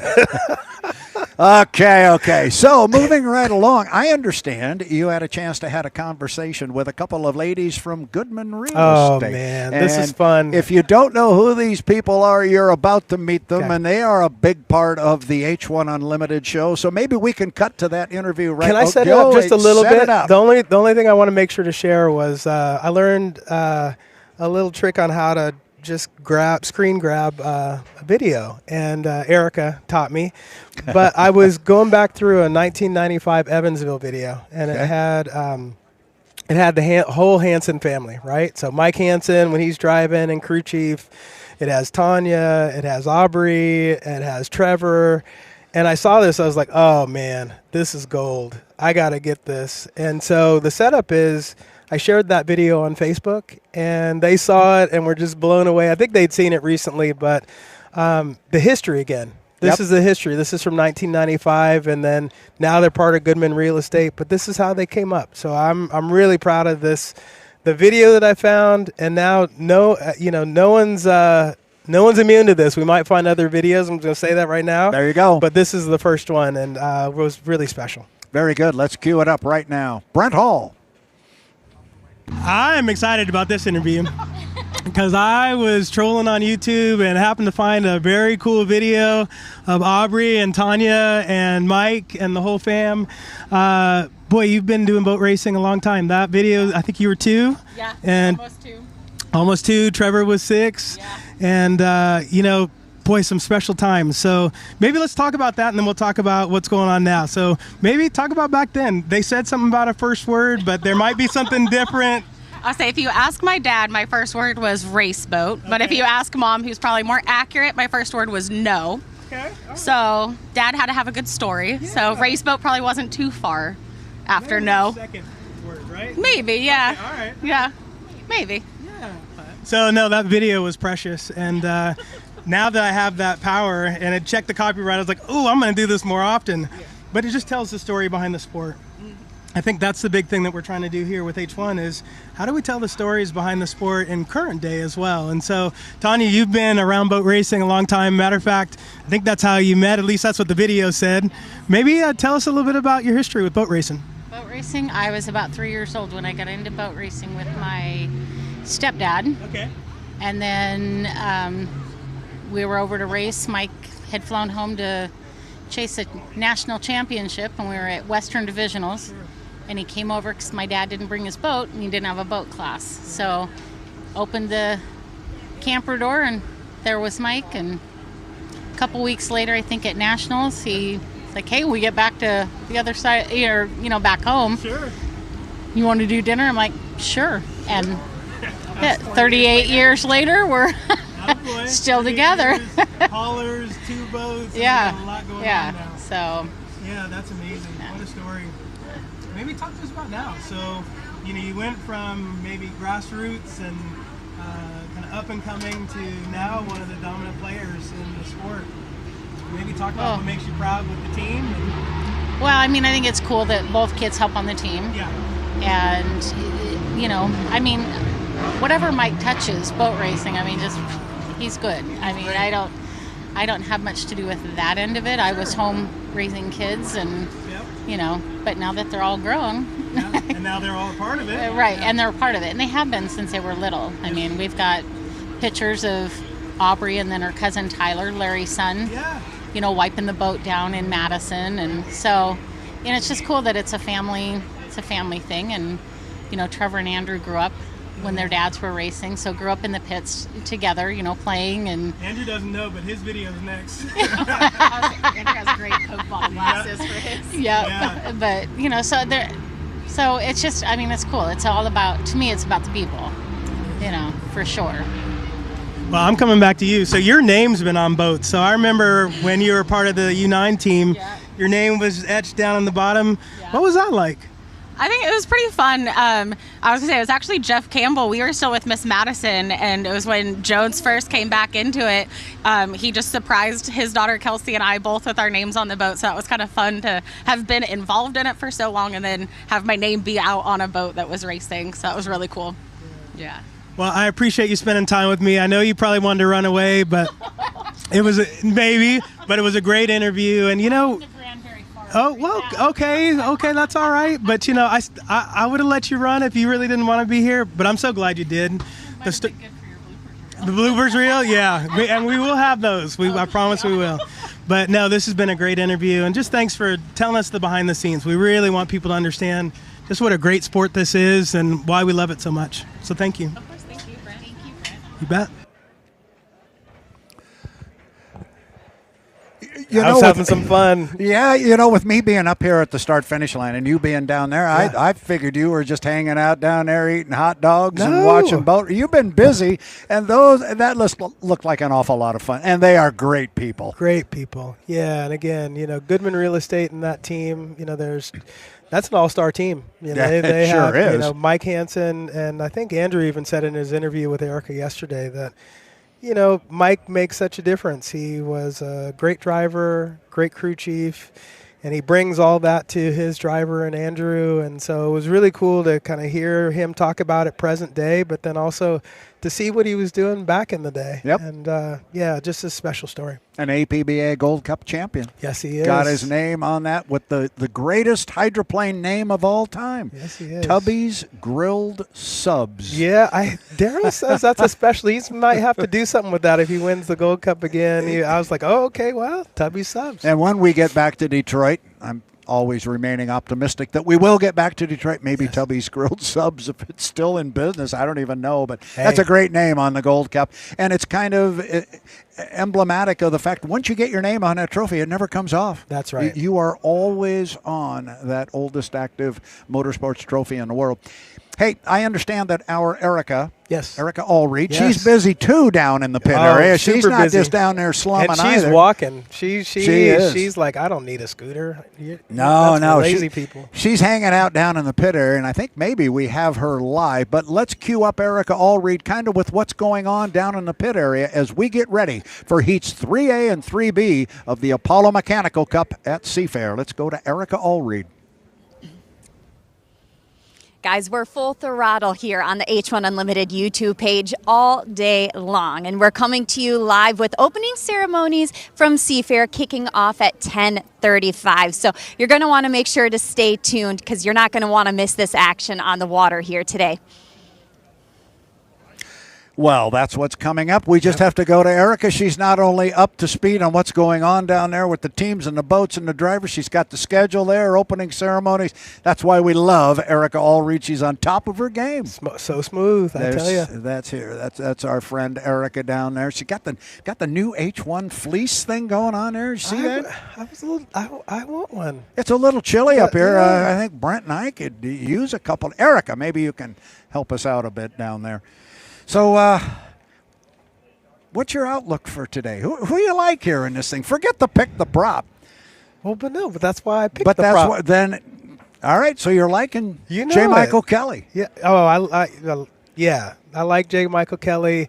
Andrew's my number one pick. Right. But Jamie Nilsen. I love the underdog. Absolutely. Yes, we saw that in Madison. Yeah, and I still love that boat. But I do like the underdog, and Jamie and team, they work so hard, and I'm really proud to get to know Jamie through outboard racing and get to know his dad, Jim. They're just a great family. And then obviously Scott and Shannon Rainey, some of the hardest working folks in H1. Yes, they are. They live a little bit further outside of Seattle now, but this definitely was home for them. And Scott has won a Gold Cup as a crew chief. And Yep. I know, he'd love to win here and love to win a Seafair here for FLAV-R-PAC. So, you never know. You never do. know. And I tell you, the way how tight the points are and how this year has been, that would be an exciting one to see.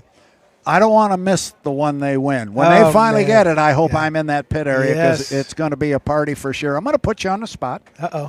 And not talk about today's race, but Yeah. you've been coming here for a lot of years. You've been watching racing for a lot of years. Yeah. Here, Tri-Cities, any race maybe that you have ever seen? Have you got a favorite memory, a favorite race, one that sticks out in your mind that you just go, wow, that maybe was the best I ever saw?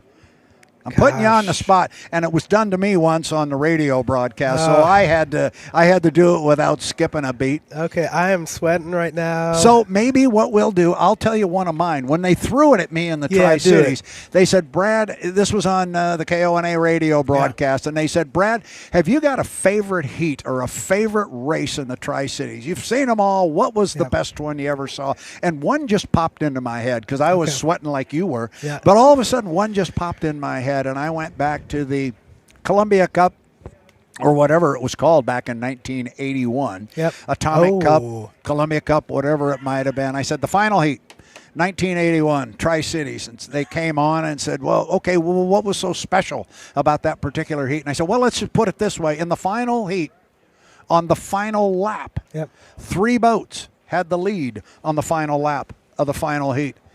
And those 3 boats were driven by Muncie, Chenoweth, and Hanauer. Oh, I thought, doesn't get any better than that. No. So that's where I went. That was my go-to. So anytime somebody sticks that question at me, I always ask that one. And I actually had the question put at me a couple of days ago in another interview, and I went back to a couple others. But all right, I bought you a little time. What do you got for me, young man? I'm going to buy a little more time and just say one thing. I love watching H1 races on YouTube. So I watch them when I'm on the treadmill. I watch them sometimes when I'm working on emails and stuff. And so there's so many. But what I will say is the one that probably means the most to me is one that I finally was a part of and kind of behind the scenes on. And it's maybe not the ones you think. It wasn't me driving. It was 2011, and I was driving a 5-liter. I'd gotten lots of sponsors that year, and then Owen Blauman came to me and he said, hey, how'd you get all those sponsors on the boat? You should come hang out with us. And the us is Oh Boy Alberto. So it was a 2011 team. Steve David was the driver, and he did one of his leapfrogs and won the race. And to be a part of the behind the scenes, like I think I got to go in the motorhome, I got to pass out beef jerky, I got to kind of watch and make sure Art Oberta didn't get in any trouble. So, I mean, I got to do a lot, but I got to see the behind the scenes of a race team and what it takes to be there and then to be there when they won. That was incredible. So, yeah, for me, I think because I was in it and a part of it, that really meant a lot to me. I like that. I like that answer. It doesn't have to be racing on the water like I was. I went straight to the boats and stuff. No. But it's all about the experience, the It individual is. experience that you have, the memories that you have. Yep. You were talking yesterday about family memories up there on the back deck overlooking the water. I remember coming down here with my grandmother. My parents never brought me down here because they were always out on the log boom on a yacht with their friends. And so it was my grandmother who brought me down. And I think of her as I come down the hill toward Genesee Street this morning. We made a left on Genesee as we did the last 4 days coming down here, and there's a little shop there now. I think it's even a small restaurant, but it was a little grocery store back in the day. Yeah. And my grandfather would drop my grandmother and I off, and we'd go in that little grocery store. I don't know why, but we'd have to go in and get some sodas or something we had to buy that we hadn't already purchased, and we had the whole picnic kit and the blanket and the whole thing. And I'm talking late 50s, early 60s. Okay. And I came down here with my grandmother until I was, well, it would have been 1965. We'll leave my age out of it. But suddenly it became not cool to come to the race with your grandma, right? That wasn't a good thing to do. So I started coming down here with my buddies, and one thing just led to another, and different traditions grew. But when I come down here on a day like today, I stop and I pause and I think about my grandma. So good for her. Yeah. Good for her. She brought me down, got me started. She passed away on race weekend 1976. Oh, my gosh. A long time ago. And I always remember that I thought, man, she would not be happy if she knew I was upset or something during boat race weekend, or if something got in the way of me coming down here. The biggest tribute I could give to her was come down here and watch a boat race. Well, let's keep doing that. We're then, doing right? it. Yeah. We are doing it. So it's things like that are just very, very cool.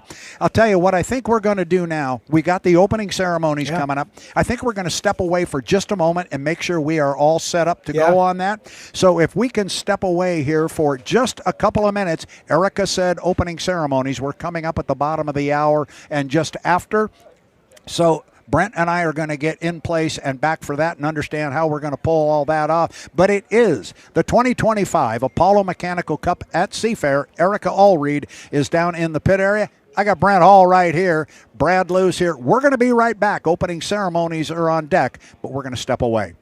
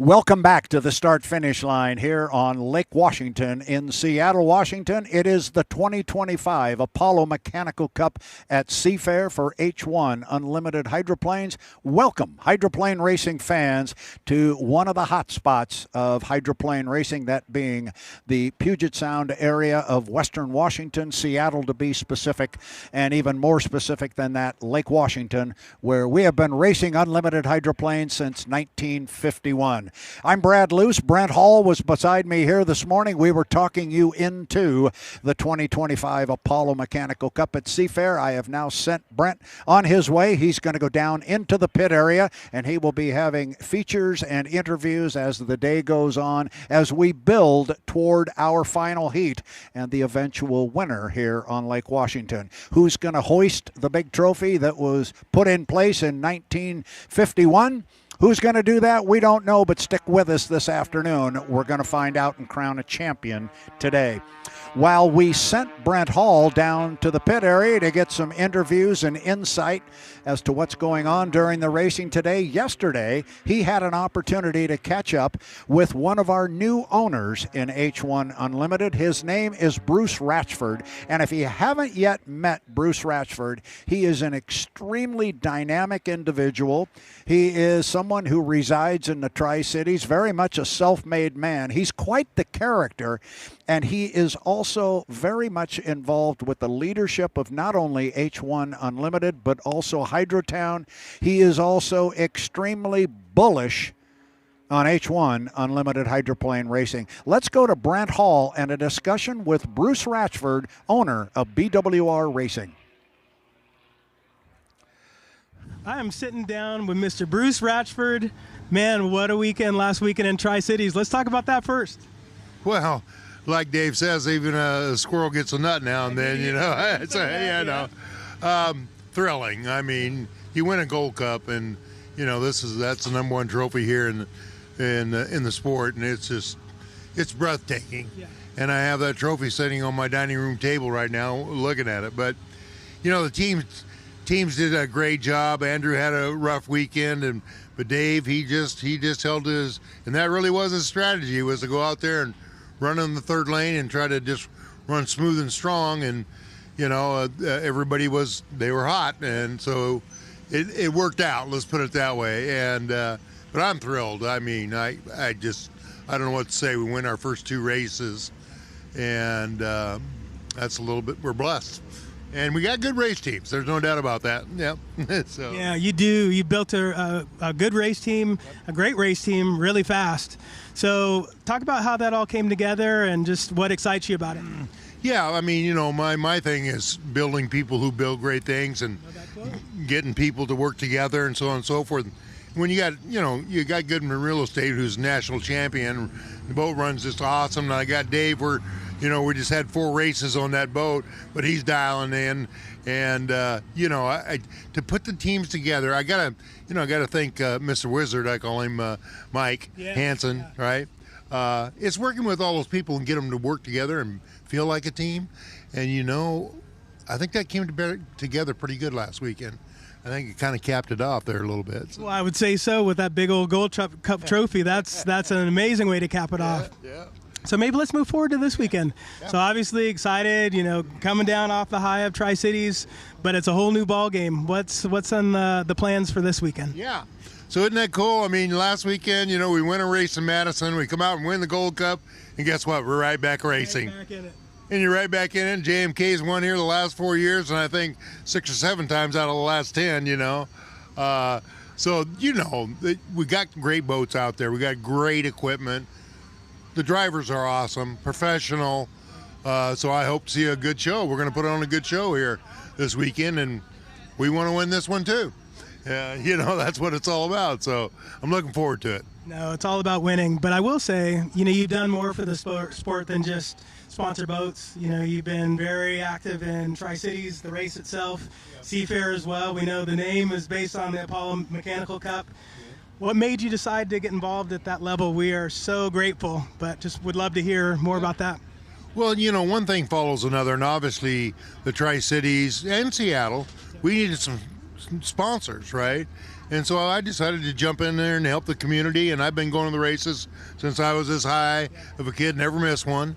And to do it for the communities, right, is the key there, and trying to get the sport to come back a little bit more. And I think it's got a little fire going right now, big fire, And so I'm Hydrotown H1. Over here I got in all the way, and a lot of that I think is just due to the fact that I sponsored Dave Villwock and Charlie Wiggins.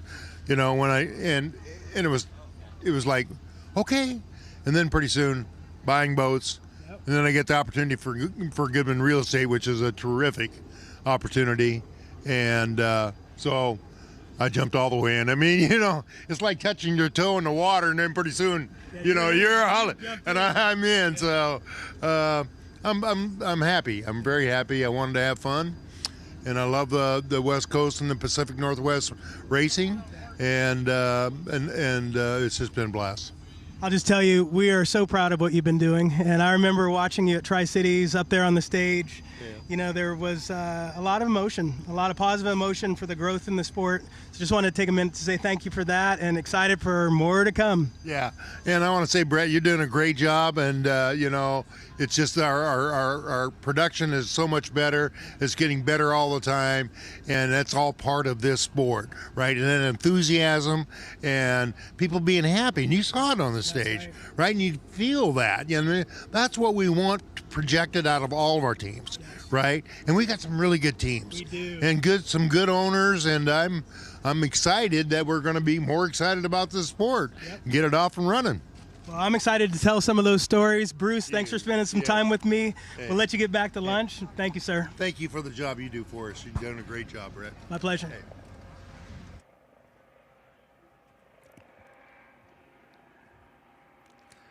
Well, I thoroughly enjoyed that interview, and thank you, Brent Hall, for doing that, and thank you for taking the time, Bruce Ratchford. I made a comment that this man is very, very bullish on our sport. I hope that came through in the interview. I think it kind of did. I was thinking what I'm going to say when we came back from the interview, and I'm going to say it anyway. It may not come out correctly or exactly as I want, but I guess with regards to Bruce Ratchford, maybe don't judge the book by his cover. He's a very big man, obviously, and he might look like somebody you might be a little bit afraid of, or maybe he's a little bit gruff.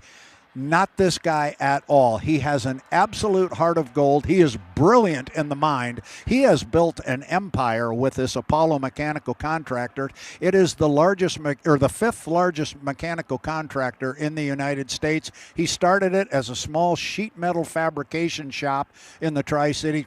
Very, very smart businessman, very business savvy. He's got a heart of gold, and I was really happy to see he brought up his tagline, which is on the side of the boat, that being building people who build great things. And Bruce Ratchford is all about people, and he is all about getting people together, empowering them, and then getting out of the way and let them do their jobs. Bruce Ratchford is going to do nothing but really, really good things for H1 Unlimited. Thank you, Brent Hall, for catching up with Mr. Ratchford and giving us a little bit of a look inside to who this man is. H1 Unlimited is proud to have him on board. So we're getting ready again to go racing. It is the Apollo Mechanical Cup at Seafair. As Bruce was just saying, he's got a couple of boats in this event. And yesterday we had a conversation, or maybe it was the day, it might have been Friday, I think. I sat down with our chief inspector, and that was John Walters. And I talked to John yesterday off camera, and we were talking about what was done after the incident to the U9, some of the inspections they had to do to make sure everything was safe and seaworthy going out on the water. John Walters is a very gracious individual. He deflects all of the work he does. He always talks about the people that work with him, not for him. And he's got a couple of other inspectors in the pit area that work very closely with John. Their work is also equally as important. And yesterday, our Tanner Faust had the opportunity to catch up with one of those other inspectors. His name is Steve Compton. Let's go to that interview. Tanner Faust and Steve Compton. Hi, we're here with Steve Compton and assistant inspector, he said, for H1. Well, we're both pilots. Yep. Yeah, love flying in airplanes. Critical part of flying an airplane is that it's airworthy and that it's legal, and the airworthiness directives and what makes a plane airworthy is a lot of rules that we're learning the hard way, unfortunately. Yeah. With boats, and when you're racing boats at this level and you have damage and you want to get back on the water again, is there a process to make it seaworthy? airworthy again? It depends on the degree of the damage. In this particular case, when the front canard was knocked off, a piece of it went back and it knocked a hole in the sponson. And Jeff Campbell, who's the crew chief of this boat, is extremely experienced in quick repairs like this. This was a very simple fix, basically just putting a patch over the hole. Fortunately for them, that was pretty much all the major damage that took place. The canard was knocked off and destroyed. The cowling was also, but these are professional teams, and of course they have extra parts, so replacing those were easy to do for them, and so they threw some of their spare parts on the boat. We take a look at them, make sure that all of the connection points, because this is a movable part, all those connection points are good, and we just took a look at the hole repair, and like I say, Jeff's very experienced at it and it's done professional. Now, when the canard, when this canard had come off earlier in the season, it was the structural part that where it connected was ripped off as well and put a hole in the hull. Right. Did they change the design so that it would tear away easier without destroying the boat? Not necessarily. No, it's just the way it comes off. It just depends on how it comes off and what kind of forces are put on it. If it's an upward force, a downward force, that could be completely different. In this particular case, the canard just let loose, and so all the structural hardware that was holding it on was still intact. So in this case, it was a pretty lucky and easy repair. Last question: the rear spoiler up there and the whole frame, you could see that it had taken such a big lateral load that it actually had cracked and bent one of the crossbars, which is the same load that Cory took on his neck, you know, inside the cockpit, and he would have gotten already some pretty high load in the corner and then had that shock. Are there any measuring devices in the boat that can read G-force or impact on the driver? Well, not official devices, but these new GoPros that are on the boat, they do have those abilities to read that. I'd have to talk to our video referee to see what kind of readings he got on that, but I haven't heard anything. Just for a point of reference, like people who drive race cars, there are Hans devices, neck supporting devices that are used in these boats. And Cory was wearing one of those, so that hopefully minimized any stresses on his neck and head. Yeah, and I've had, sadly, a lot of crashes with and without those Hans devices, but a Hans device, it kind of limits you to a forward grab, but I noticed he wears like what's similar to a hybrid or a Hutchinson device that actually straps onto your person, and it does have like good lateral protection. And there are, as in the race cars too, there are head supports in there too. So because they are going fast, turning left, which is what our race boats do, he's got some support in that area also. Well, it was amazing to see him out on the boat totally fine, knowing what G's he was subjected to. And so that part of the safety equipment is working amazing. Obviously, Jeff's doing his job here, but thanks for the time. You're welcome, Tanner. Yeah, I appreciate Good to do it. All right.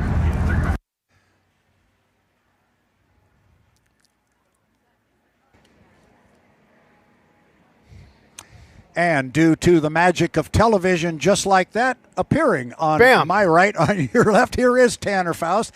Good conversation with Mr. Compton yesterday. Yeah, it was good to understand a little bit what the scrutineers, what the tech is, and what the certification process is. So that's cool. I mean, they picked through the boat, and oh my gosh, there's just so much knowledge in those pits, as you know, and so they can look at that boat as soon as it's hanging, and they can kind of see what's structural, what's cosmetic, and dive right in and make sure it's safe for the driver to continue on.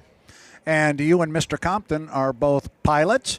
You both fly, so I'm assuming there was some common ground. You guys could throw out some $64 words that none of us would understand and talk over our head if you wanted. Yeah, I mean, when you walk into a crowded room, it's like the pilots can kind of like smell each other and they gravitate and then just start talking airplanes. But yeah, so Steve and I've had that conversation, but it's he comes from that kind of mentality, right? The READ certification for airworthiness, and so and that works for airplanes. it's an incredibly safe way to travel. So having that mentality moving towards racing and then into boat racing it makes all the sense in the world. One of our H1 Unlimited champions from years past is in town this weekend. He's in the pit area today. He too is a flyer. He's the man with 2 first names. His name is Steve David. I said hello to him this morning. Don't know if you've met him yet. I will make sure there is an introduction. One of the big topics we talked about was from yesterday, and that which occurred with Cory Peabody and the discussion you kind of just had there with Steve Compton. Our Erica Allreed has an opportunity to have a chat with Cory Peabody and get from him perhaps some insight as to what happened when he went into turn 1. Let's go to Erica Allreed now with that discussion. Cory, unfortunately coming off a trying day of racing, as you seem to get caught in the wash of another boat, and that caused significant damage to your boat. From your perspective, can you take us through what had happened? I was just getting ready to set the fin and turn left in the corner, and I was looking at Mike's spray when he started to turn left, and I was going to key off of the boat to my right because I'll drive off the right spray. And right when I started to look over to key off that, as I was already in it. So it was just one of those unfortunate times, right? I was late to the start. And once you get into that stuff, you never want to be right there, and that's where I was, and that's what happened. It's unfortunate, but luckily we had the spare parts here to get the boat back on the water, and then Mike was able to run the heat for me because I had to leave for my wife. So thanks to him for running the boat, and my guys for getting the boat back up and ready. And let's talk about that remarkable effort by your team to get the boat back on the water. While it may not be perfect, your crew let me know that these are the moments that you guys plan for in the off-season, planning for that unexpected. So how crucial was that preparation and getting the boat back out on the water? Yeah, we have a guy in the shop that's all he does is build spare parts all year long. And so, having the ability to run over to a truck, pull out everything that we need to fix a boat that looked as bad as it was pretty remarkable. So happy we were able to do that. Happy to have an extra engine so we could put the boat in the water. Very grateful, Mike, having a teammate that was able to run the boat because I had to leave. But we're here today. We're going to go out in our heat and see what we can do. And all of that is now in the rear view. We have today's racing. What's going through the mind of Cory Peabody as you're about to hit the water? There's a lot going through my mind with what happened to my wife. Luckily she's at home now. We thought she broke her back from a fall, but she didn't, so that's good. But it's getting focused on what we got to do and collect points. I know I'm not going to be the fastest boat out there right now, but I can still go around and collect points and put myself in a position to stay where I am in the points chase. Well, thank you so much for the time, and best of luck to you and the team out on the water today. All right, thank you.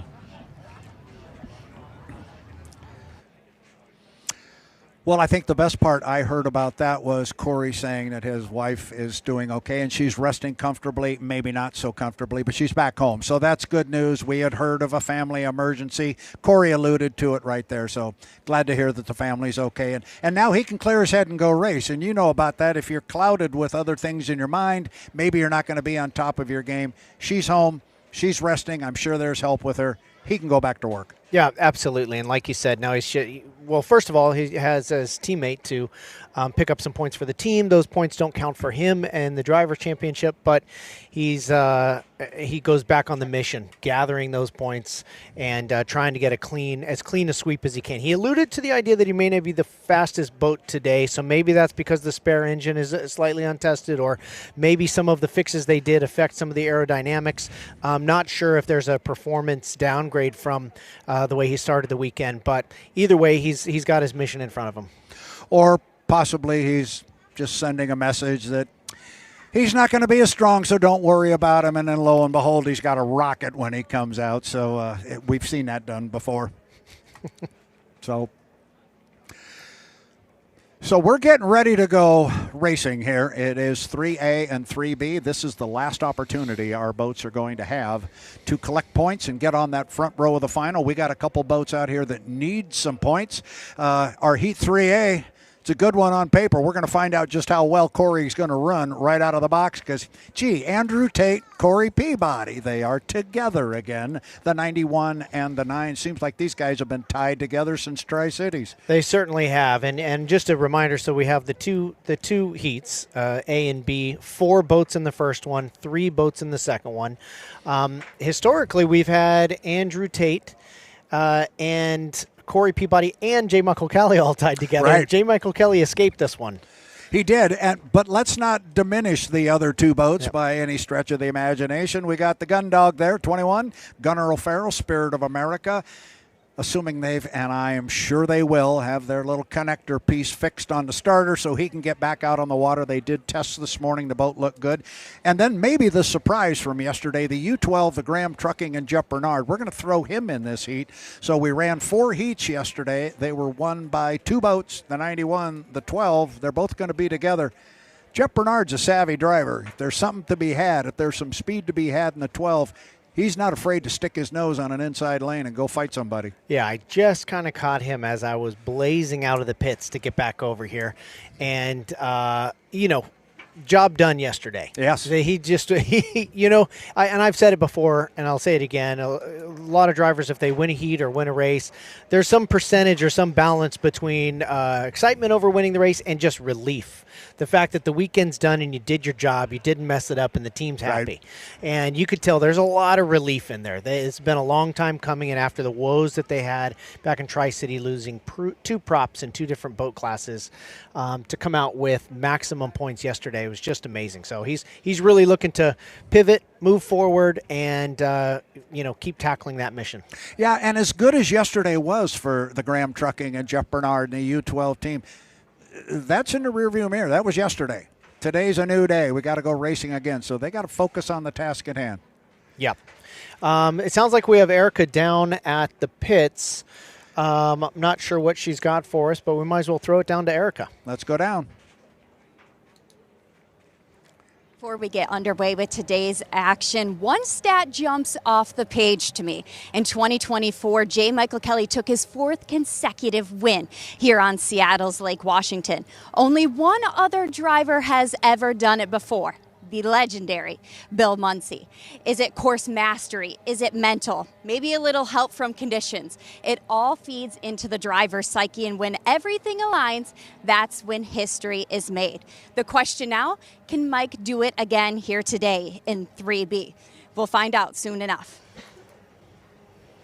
Great job, Erica. You saw a couple of our boats there in the water right behind her. They're getting ready to come out in our Heat 3A. She was talking about J. Michael Kelly and the fact that he has won 4 straight.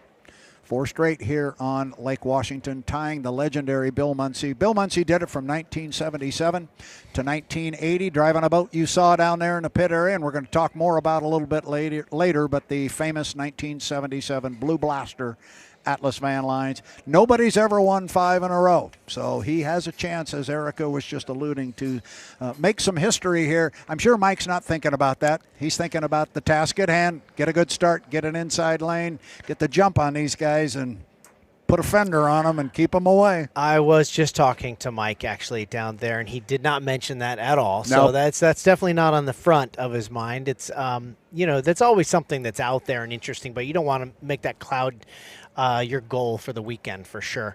I did pick his brain briefly about the experience of driving his teammates' boat yesterday, and that's always an interesting thing because Sure. you see how it stacks up on data. You only see squiggly lines on a computer. You never get to experience it and compare it. And he said it was different in a lot of ways, and it was an interesting experience. But he was just glad to do that for the team and to try to gather some points there. But he did not mention the record at all. But once we get to the final, you know that is going to be something that starts knocking on the door. Yeah, and I'm sure, at the end of the day, if he's successful, he'd love to sit down and talk about it and how cool that was. But, he's going to focus on the task at hand. I'm glad you had an opportunity to talk to him about stepping into Cory's boat. We were talking about it last night. I've been to their shop on a couple of occasions. I mean, the 2 boats are sitting there. They're not side by side. When I saw them, they were in 2 different parts of the shop. But I have to think at some time he probably crawled up on the deck of the 9 and climbed in and go, I want to see what this office looks like. So he's probably sat in the darn thing, but never been in it on the water. That's 2 different things. So interesting conversation, I'm sure.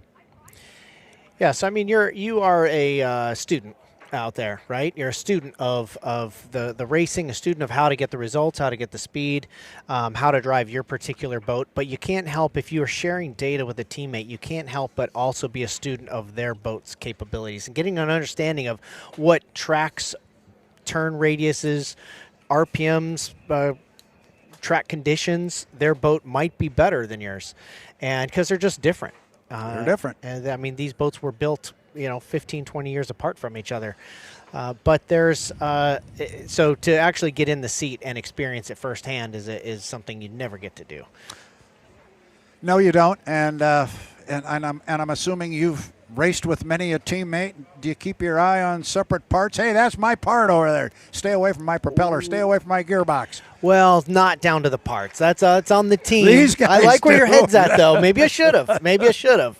But I have been to tests where they've had to change something on my car at some point, and they've just, nonchalantly said, "Hey, you both are going to be driving your teammate's car in this test," and I'm just like, "Yes, finally, I get to see if this thing finishes the corners as well as I think it does," because I followed it and I've watched it do things I couldn't do, or the other way around. So you get, it's a great opportunity. And that's competition, whatever. It's just literally competition. It's just racing, and but Cory's in the boat. He alluded to possibly being a little bit off the pace. Maybe that's true. Maybe it isn't.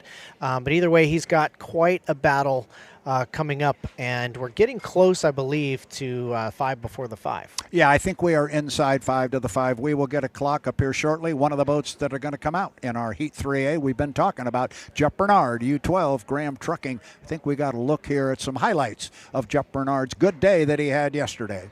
Getting it in GU9. There's the Graham Trucking coming away onto one of his heats. Jeff Bernard at the top end of the race course. And this young man is no stranger to Lake Washington. He's been running here many, many times, got his first ever heat win. I know you love that particular shot because you can really see how rough it gets on Lake Washington. You can really see from the apex of the corner to the exit, they really try to lift the nose up, minimize the drag there, packing a lot of air there. That is the first corner there. And right in front of us, the water right on this front straightaway seems to be particularly rough, and that's where all the problems have been so far this weekend.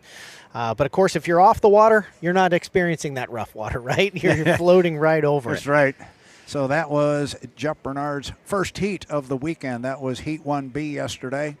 And you can see he was definitely happy. And he got a little bit emotional in our discussion with our Erica Allreed after that. You saw him get congratulated by his wife, Christabel. So we are indeed inside 5 to the 5. We're coming up on 9 minutes. 9 minutes to Heat 3A. It's going to feature the U91. Andrew Tate, we know he's quick. Had a great day yesterday. Can he keep it rolling here on day 2? Yeah, I had a chance to talk to Andrew a bit, too, while I was down in the pits there. Well, you've been having fun.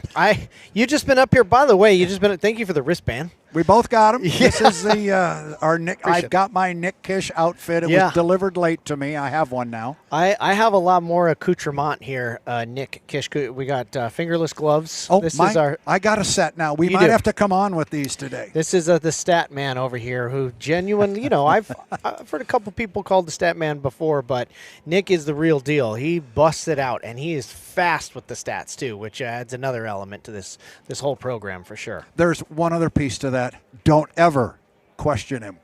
I questioned it once. I'll never do it again. Yeah, I noticed you had a limp a little bit after that. I mean, tried to take a leg off, but it's and you were wrong.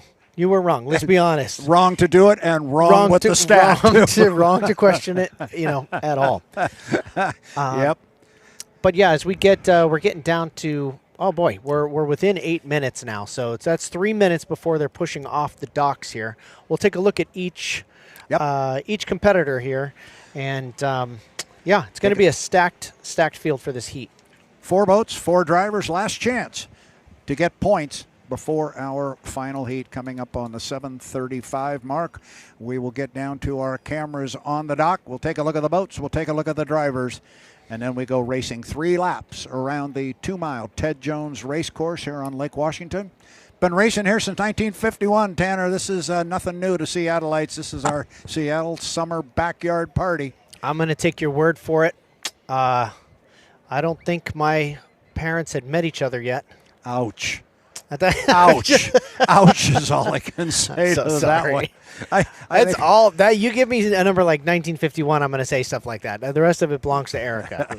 All right, taking a look at our boats, and we've been talking about Cory Peabody. There's some damage on that boat, but they have fixed it. It doesn't look cosmetically as good as it did. Now you're getting a look at Cory Peabody here. He's a serious guy. He's a serious guy on the water, and I'm sure he is very serious right now. The wife is home. She is resting, I'm sure, with family and friends. Cory can focus on what he has to do in 6 minutes and 30 seconds, which is go racing against that man right there, Andrew Tate, the U-91, the Goodman Real Estate. The boat was christened in 2018 over in the Tri-Cities. It's been fast right out of the box, and that young man out of Canton, Michigan, he knows how to handle that boat. Only his second year driving that boat, but he's got it figured out. It just looks so good and quick and fast on the water. U-91, Goodman Real Estate. We've got 2 more boats that are going to be in the water in this heat. All the way to the left there, you look at Jeff Bernard. You'll see the red and black boat there. Then just to his right, there are the 2 boats, the other 2 in the heat. The U-12 and I think we're going to go with Cue Up Gunnar first. That's the boat on the right, the red, white, and blue with the gold deck. You see the Lake Ridge Paving family business moniker go by. Go fast, turn left. There's Gunnar. Gunnar got the mullet going on there, and he did so well in Tri-Cities. He did so well here yesterday. They just unfortunately had a very inexpensive minor part that became disconnected. The boat wouldn't start. They missed their second heat. And then rounding out our 4-boat field, the boat there on the left, lids down. We're ready to go here. It is the U-12 Graham Trucking, Jeff Bernard. And you will see him as he comes on our screen there. Jeff with a smile. Maybe they took that picture after a couple of heats yesterday, although he looks like he's had some sleep in that picture, so I don't think that one's too recent. It is the 91, the Goodman Real Estate, the U-9 with Cory Peabody in the Beacon Plumbing, the U-21, the Spirit of America, Gunnar O'Farrell, and rounding out our 4-boat field, the U-12, Jeff Bernard, and the Graham Trucking. Boats are coming out of the pit area and on to the Ted Jones race course. It's time to go racing. It is the 2025 Apollo Mechanical Cup at Seafair. It is Heat 3A. Boats coming out on the race course. First boat away from the dock. Looks like it was Jeff Bernard, I believe. Nope, nobody's up in front of him, so that would be Jeff Bernard that got out on the race course first. He will work his way up the backstretch with 4 minutes and 14 seconds on the clock. You see Jeff going past the log boom here. Here comes Andrew Tate, U-91. He's going to come up on the inside of Gunnar O'Farrell and went past the gun dog as they were headed up the backstretch. Inside 4 minutes, inside 4 minutes. I see 1, 2, 3 of our boats. Oh, now we got all 4. There's Cory. He's going slowly up the backstretch. All 4 boats are on the water. Here comes Jeff Bernard. Tanner, he's going to come down here looking at 3 minutes and 41 seconds. He's following Andrew Tate across start-finish line. Now, Andrew Tate, interesting about this course that there are not really very many designated places where they can cut the course. They can do almost all of the course except just that middle section. And Andrew Tate there cut the course on one of the shorter parts of the track up there at the top. Rather than other courses, it seems like you can only go right through the middle. It was an interesting overlap there with Jeff Bernard, and but he didn't stay up in front there. He's let Jeff Bernard run ahead of him and get settled on the inside lane. Yeah, Jeff is out in front now of Andrew Tate as they start up the backstretch. That is Jeff Bernard you saw up the backstretch. He's the one furthest up the backstretch, and he's going very slowly. And coming up behind him there on the right side of your screen at the 250 mark is Andrew Tate in the 91, the Goodman Real Estate, and just now entering into the bottom end of the race course is Gunnar O'Farrell and Cory Peabody. Gunnar, just for the mention of it, Gunnar is on the outside of Cory. Cory is on the inside, but you're looking at the 2 boats up there at the top end of the race course, and to remind our fans, they're going to go around the top end of the race course, and then they have to be behind the start-finish line, right in front of you and me. They have to be behind that line at the 1 minute and 15 second mark. That is the score up. And if somebody were to jump the score up, they will be radioed by the officials up above, and that boat will be told to slow down, drop back, and move to the outside. So you just go to the outside line. There's no time penalty. You don't There have to is start 5 seconds back or anything like that. Nothing like that. You just simply get moved to the outside. That was one of the big adjustments we made. We didn't want to be penalizing boats and taking them out of competition before the heat even got started, so we just make them go to the outside. Now you notice a little bit windier today than it was yesterday, and where Jeff Bernard just was at the top of the course at the apex, the rollers from the previous lap were sitting right on the inside lane. We didn't have that necessarily yesterday, so that could add an element for whatever driver chooses that inside lane. Yeah, and you could actually see them there. Now keep an eye on Cory here. Cory's coming with a head of speed. That's the boat on the left at the top end. Have we got a leapfrog coming here? Jeff can't go anywhere, and Jeff's got about 4 seconds to kill. 2, 1, mark, going to be legal. Now, can Cory get past Andrew Tate? I do not think so. Those are the two boats coming hard down to the lower corner. It requires 5 boat lengths or a full rooster tail, whichever is longer, before Cory could move left. Andrew is doing what we call defending that inside lane, and he defended it well. He sure did. So in that case, Jeff Bernard just a little bit early to the line, had to slow down. The faster boat's able to get a legal overlap to take lane 1 and 2, with Andrew Tate getting all the way to the inside. Actually, lane 1 is still open. If Jeff wants to jump in there, there's plenty of room, and Jeff is on an inside lane. It's the boat on the far right, back behind the field, and I think Andrew's going to give him lane 1. I think Andrew, and if you talk to somebody like John Walters, he'll say lane 2 is the place to be on this particular race course. We'll see how it plays out, but now Jeff is pulling up at the 20-second mark. He is going to have lane 1. Tate's going to be in 2. Cory's going to be in 3. Gunnar's going to be on the far outside. Jeff has already put the hammer down. Jeff is coming inside lane 1. This could be a good-looking 4-boat start as they come down. We're coming up on 5 seconds. We're 4, 3, 2, 1, mark. Right there, we are racing. Gunnar O'Farrell, the first across the line. I think the start was clean, should be good, and it is. We've got it on the screen, a clean start. They're going 4 wide to the corner, and it's going to be Andrew Tate coming around the turn first. Bernard is on the inside, but back about 5 boat lengths, and Cory is just outside Andrew Tate. Cory said he didn't think he was going to have as much power, Tanner. We'll see right now what he's got. Up the backstretch, he is about 3, make it 4 or 5 boat lengths back of Andrew Tate. Still putting on a good race. Andrew Tate obviously made his intentions known at the last bit there to keep lane 2. Again, this is the bumpier turn at the very top there, and Cory losing a little bit of ground entering into the turn 2. But Andrew certainly seems to make up a lot of distance on the straightaway. Here you have Jeff Bernard actually making up ground on Cory Peabody just in the first lap with 3 to go. Yeah, this is some of what we saw yesterday. Man, I'll tell you what, Andrew Tate's really flying the 91. But it's some of what we saw yesterday. Cory's in a tough spot right now because Bernard's got that inside lane, and he's getting plenty of lane space being given to him by Andrew Tate. Yet Cory Peabody's having to drive all the way around both of them, so it's a big race course right now for Cory Peabody. And don't think for 1 minute Andrew Tate doesn't know exactly what he's doing by making sure he gives Bernard enough room back there. I was just about to ask you that question. Is he talking to the spotters, making sure that he gives Bernard a chance to take those second place points away from his rival in the points? That is exactly what's going on, and believe me, that's what the spotters are saying. Cory can't worry about Andrew Tate right now. He's got to try and run down Jeff Bernard, and we've come down to put 2 of 3 in the books. It is still Andrew Tate, but the race is for second place. Cory Peabody going to try and run down Jeff Bernard on a great big race course.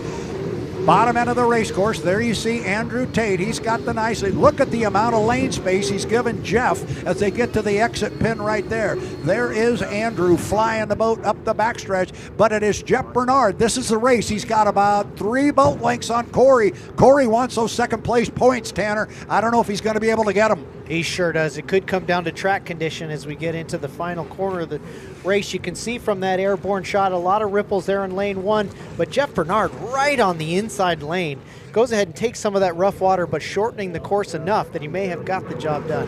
3 up and 3 down for Andrew Tate, the U91 to Goodman Real Estate, and Cory Peabody's going to make a charge for second, but he's going to come up just short of catching Jeff Bernard. Another very successful run for the U12, Jeff Bernard, and that's a tough spot for Cory Peabody to be in, trying to run down Jeff from a far, far outside lane. Our fourth place boat in the heat, Gunnar O'Farrell, comes home in the U21 Spirit of America. There he is on your screen.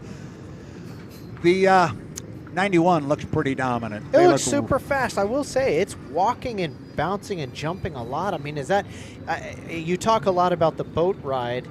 That was some of the roughest riding conditions I've seen the U91. That is normally the smoothest silk boat out there. And is that, I mean, indicative of this particular course or just the wind direction today? I think it's a little bit of both. This is always an extremely rough race course, and what we get to see on some of those head-on shots is on the front straightaway, but on the backside, their weight goes over and it hits all those boats on the log boom, and then it comes right back at them, and they're parallel to their line of travel, and that makes it really, really rough. We are being told there are no calls on the water. That's always good. So it was clean out there, what we just saw. Yeah. So then, of course, just the official results get pulled once they get the data out. Yep. Make sure nobody's broken the fuel limitations or the N2 limitations. And if all goes well, I mean, that continues a clean sweep so far for Andrew Tate. So our boats are headed back toward the Stan Sayers Memorial Pit area. We had a nice talk earlier today about Stan Sayers and his role and why this is the Stan Sayers Memorial Pit area. And he put the Slow Motion 4 racing team together. We've already had this discussion, but for you, this was back in 1950. This is the Ted Jones race course. Stan Sayers, a Seattle businessman, got a hold of Ted Jones and a gentleman named Anchor Jensen. They built a boat that set the world straightaway speed record, went to Detroit, won the Gold Cup, brought it out to Seattle, and that was 1950 and 51. We had our first race, and here we are.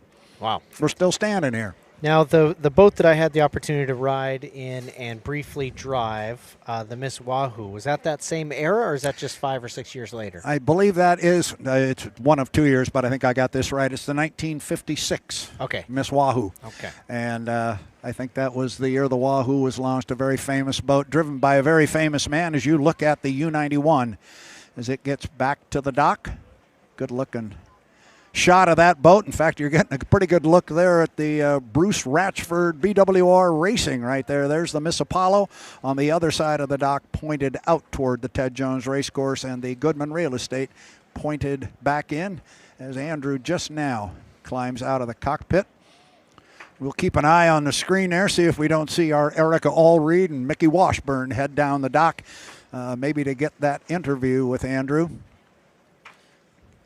Now you can see the official just to the left of Andrew there on one knee. I believe, is that them pulling the black box out? That would be what it was. They want to get that box out, and now what we do, we've made sure, this seems so elementary, but sometimes we didn't do it the way we should. The boat that was first across the finish line is the first black box, if you will, that gets tested up in the tech truck. So hopefully we can find out as soon as possible who wins.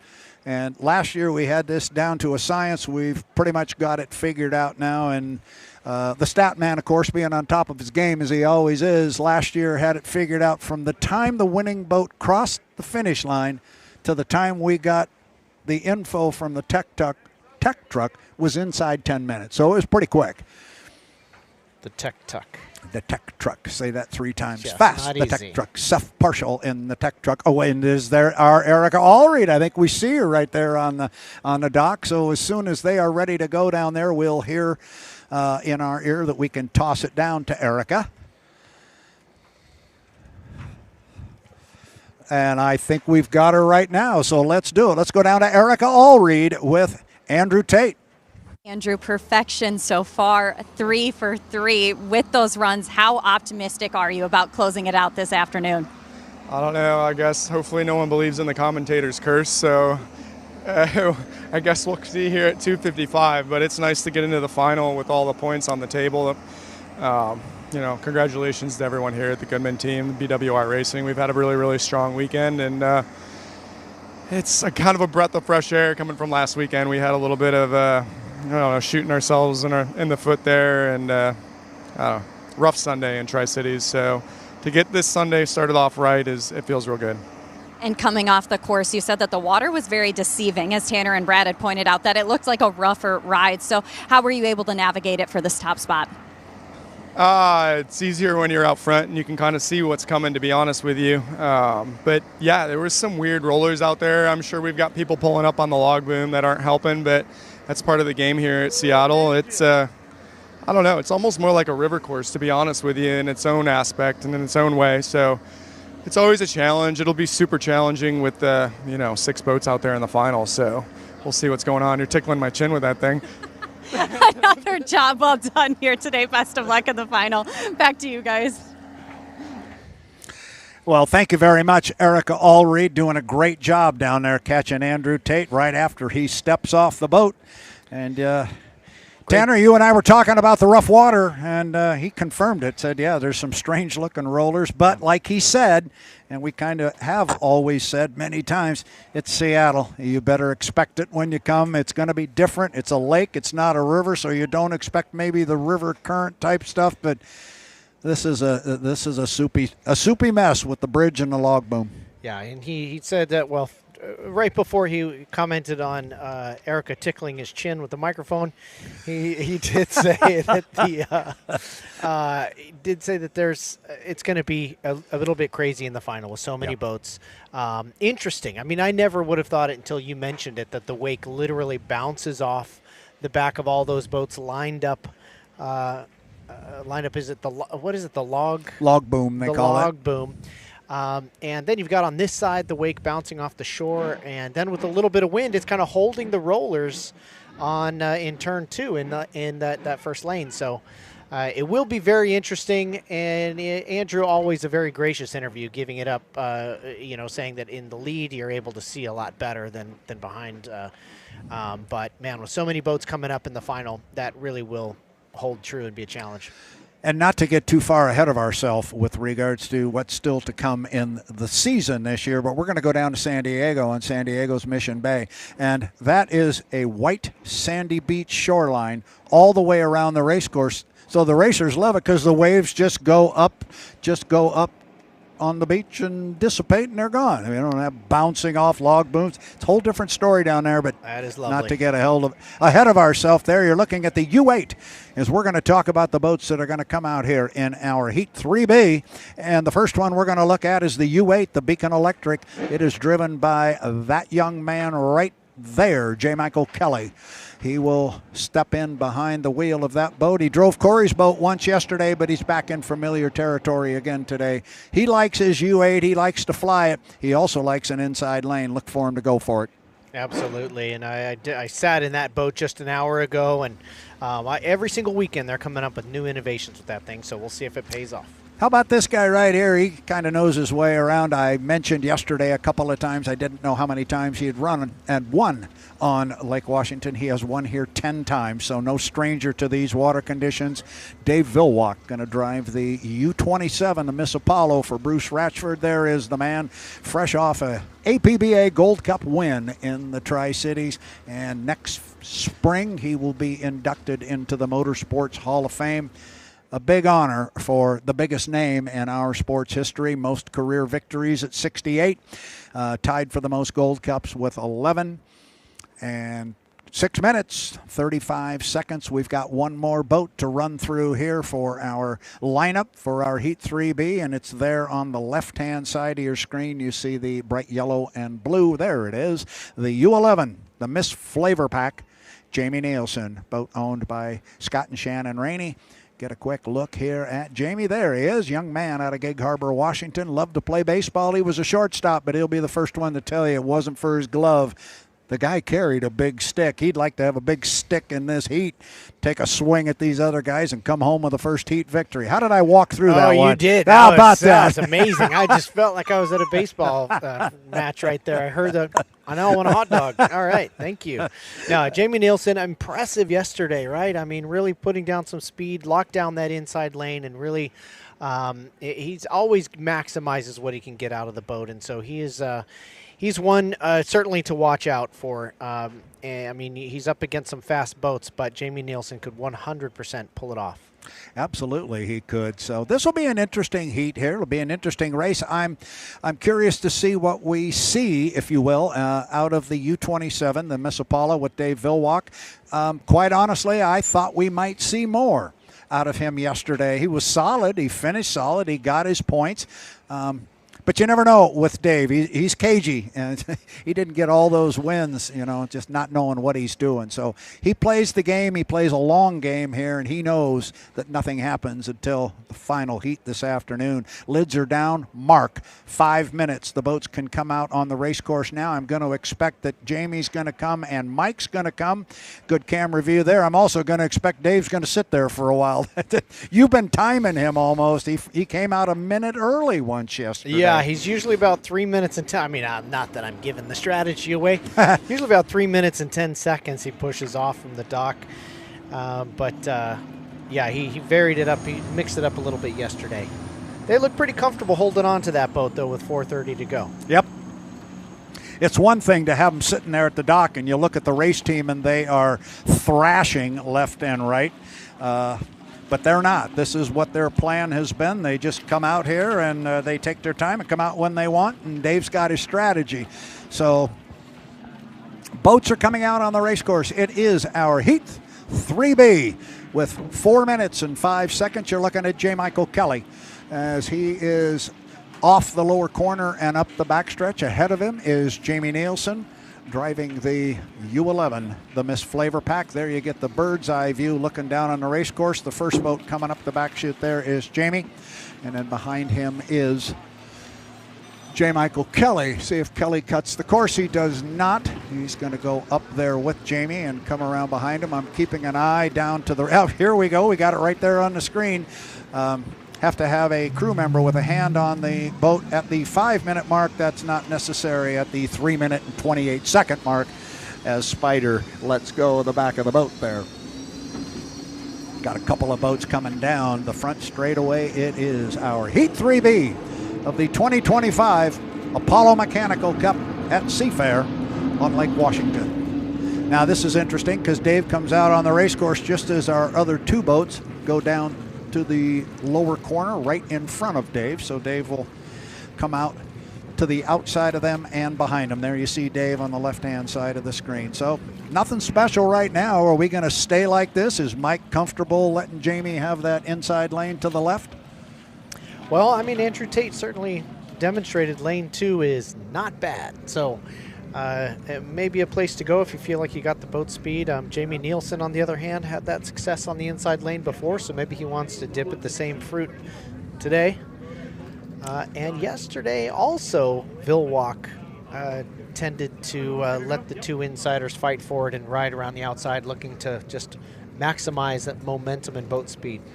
Yeah, I thought Dave might do something kind of fun here, but looking at the clock, they really don't have the opportunity here from a time perspective because they're coming up on 2:10. They got to stay behind this start-finish line at the 1 minute 15 second mark. So these guys are going to have to kill a minute, and all three of them are bunched up there. Looking at 1, 2, 3. Nilsen in 1. It's Kelly in 2. Dave says, all right, I'll run you guys down on the outside. Let's see if it stays that way. Coming up on 150. Now, I mean, correct me if I'm wrong, but yesterday it was kind of the same scenario, and Dave was on the outside and may have thought that he could run down Nilsen, but Nilsen just never gave an inch. No. And he held that inside lane and ended up taking the heat. Yep, and I know they've changed some things around on the U11 today, and they expect to be stronger today than they were yesterday, so I'm going to kind of keep an eye on them here. I don't think our score-up is in danger of being illegal. I think they can put their foot in it a little bit and come down because we're inside 120. Got to kill about 5 seconds. Not going to have a problem doing that. 115 right there, certainly a clean score-up. Dave's going to try and do it on the outside. This could be a very, very interesting heat. It's 3B, Heat 3B of the Apollo Mechanical Cup at Seafair. It's the last opportunity for our boats to earn points to get themselves in a good position on the front row of the final. Jamie Nilsen's going to be in lane 1. J. Michael Kelly is going to be in 2. Villwock going to be on the outside. And Tanner, you've been pointing out the rough water up there at the top end of the course. They just slowly plowed through there the last time. That is a consideration on that score up. The slower they go, deeper in the water they are, and the bigger the wake. So you can already see that ripple starting to form on the inside. We'll see if it's sitting in the race line or not. Yeah, if we get that drone shot, we could see it in the last heat. There you see it right there. Now look ahead of the boats there in the lower right corner of the screen. You can see the wake that they left the last time through. So it's a bit soupy up there. But they will come off the corner. They've all been through it. They are off the corner with 12 seconds. And now it's time to put the foot down. Make sure you get to the line, not over it, before the clock strikes 0. We are coming up on 4, 3, 2, 1. Mark appeared to be a clean start from here, but we will get it officially. And J. Michael Kelly with a dynamite start, and he's going to get down there first, but take a look at Jamie Nilsen. He's right with him, Tanner. Sure enough, you can see the shorter course. We did get a clean start there, although he was right on the mark at the start-finish line. Again, Jamie Nilsen running a slightly shorter course, but J. Michael Kelly running a little bit higher speed on the larger radius, and it pays off down the back straightaway. Yeah, Kelly's able to open up some water on him there. He got about 3 boat lengths. Dave's back about 2/3 of the rooster tail, so he's back a ways. The race is out front. Look at Jamie Nilsen on an inside lane getting a good line. They're going to come off tied together. If Nilsen's got some acceleration, he needs to put it on now, but Kelly's definitely showing some top end. Kelly's really moving. Kelly has got the first lap in the books with a lead on Jamie Nilsen, and he's got a lot of lane space off to his left. J. Michael Kelly, so he's given himself a lot of room. You see as they go through the corner, there's plenty of lane space between them, and there is J. Michael Kelly again sticking his nose out. Just so dead even. I mean, the shortened course on the inside lane brings Jamie Nilsen back even and sometimes in the lead each turn, and then J. Michael Kelly with that larger radius, more momentum, more speed, pays off by the time they get to the end of the straightaway. Top end of the race course. This is the second of 3 times around. Dave Villwock is back more than a full rooster tail. He is out of this one. It's J. Michael Kelly, and this time he starts to assert himself a little bit. He's got about 5 or 6 boat lengths as he comes down and puts the second of 3 laps in the books. Tanner Faust is just riveted looking at that rough water roll underneath that hydroplane. Boy, the first half of that straightaway was just butter smooth. He catches some of the ripples at the end. I think Jamie Nilsen may have caught some of that wake on the top of the course as we were talking about as he rides through some of the wake again at the bottom, just allowing J. Michael Kelly to extend that lead. I think it's time for Jamie Nilsen to say, okay, discretion, the better part of valor, I'm going to let you go, Mike. And Mike Kelly running hard up the backstretch is going to have a rooster tail and a half on the closest boat to him, which is the Miss FLAV-R-PAC. And Jamie Nilsen in second place, although Nilsen's still pushing hard up there. Kelly gives him a ton of room. Driving him legal, as we say, and coming down to pick up the checkered flag, Heat 3B, J. Michael Kelly, the Beacon Electric, the U8. A good run for Mr. Kelly. Second place going to go right there. Jamie Nilsen in the Miss FLAV-R-PAC, the U11 and Dave Villwock in the U27, the Miss Apollo, will come home in third. So we had some good racing out front. I think Dave was a little tardy at the start. He's going to have to look at those timing marks. You can't be on the outside and be 3 or 4 seconds behind these guys. You're going to get left. Yeah, J. Michael Kelly right on the mark for the start. Yes. I mean, I was actually questioning that a little bit, and so relieved to see that clean start indicator as we look at some of the replays. But a heated race for the first 2 laps. Pretty much dead even, what you would expect to see. Inside lane being a bit shorter around the corners, outside lane being a little faster on the straightaways. And it only took one burble, one little skip from Jamie Nilsen to give J. Michael Kelly the advantage. Not to look backwards, but I'm going to. Back to the previous heat. Andrew Tate has cleared tech inspection, and we were just told here that all of the racing on the water was clean. And that's the way you like it. So we don't have to worry about any of that now. They just grab that box out of J. Michael Kelly's boat once he gets back to the pit area, and they will put that to the tech truck. Seth Partial will jump on that and tell us yay or nay. But it sure looked good from here. Yeah, it did. And Mike's boat hasn't been known to be the fastest straightaway boat, I think, from learning and listening to you. But he certainly showed some speed there in the second lane, and maybe showing everybody out here that, especially with the wind conditions right now, maybe lane 2 is the place to be. One other thing I noticed on that, you brought it up after the last heat, that Andrew Tate was really flying the boat. I mean, his boat, the 91, was up and out of the water. Mike's boat was solid as a rock in that heat. He had a great boat ride in that one.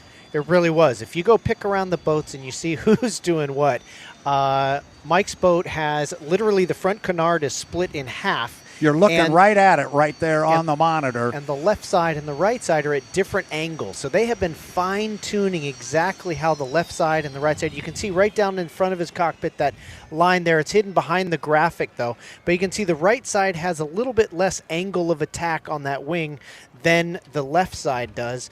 And that's just fine-tuning how it floats, making sure that it stays flat once it packs the air underneath and starts essentially hovering over the waves. So they've worked hard on the aerodynamics of that boat, and that heat, it certainly paid off.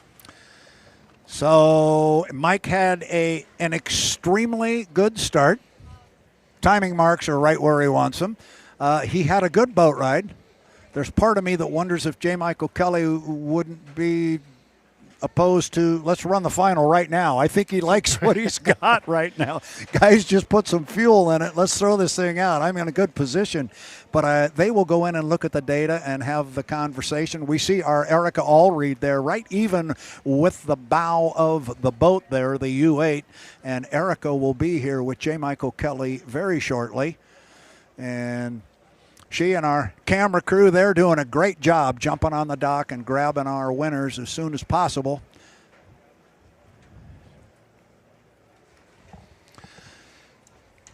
So we will have Erica Allreed as soon as they are set and ready to go, and we'll hear what...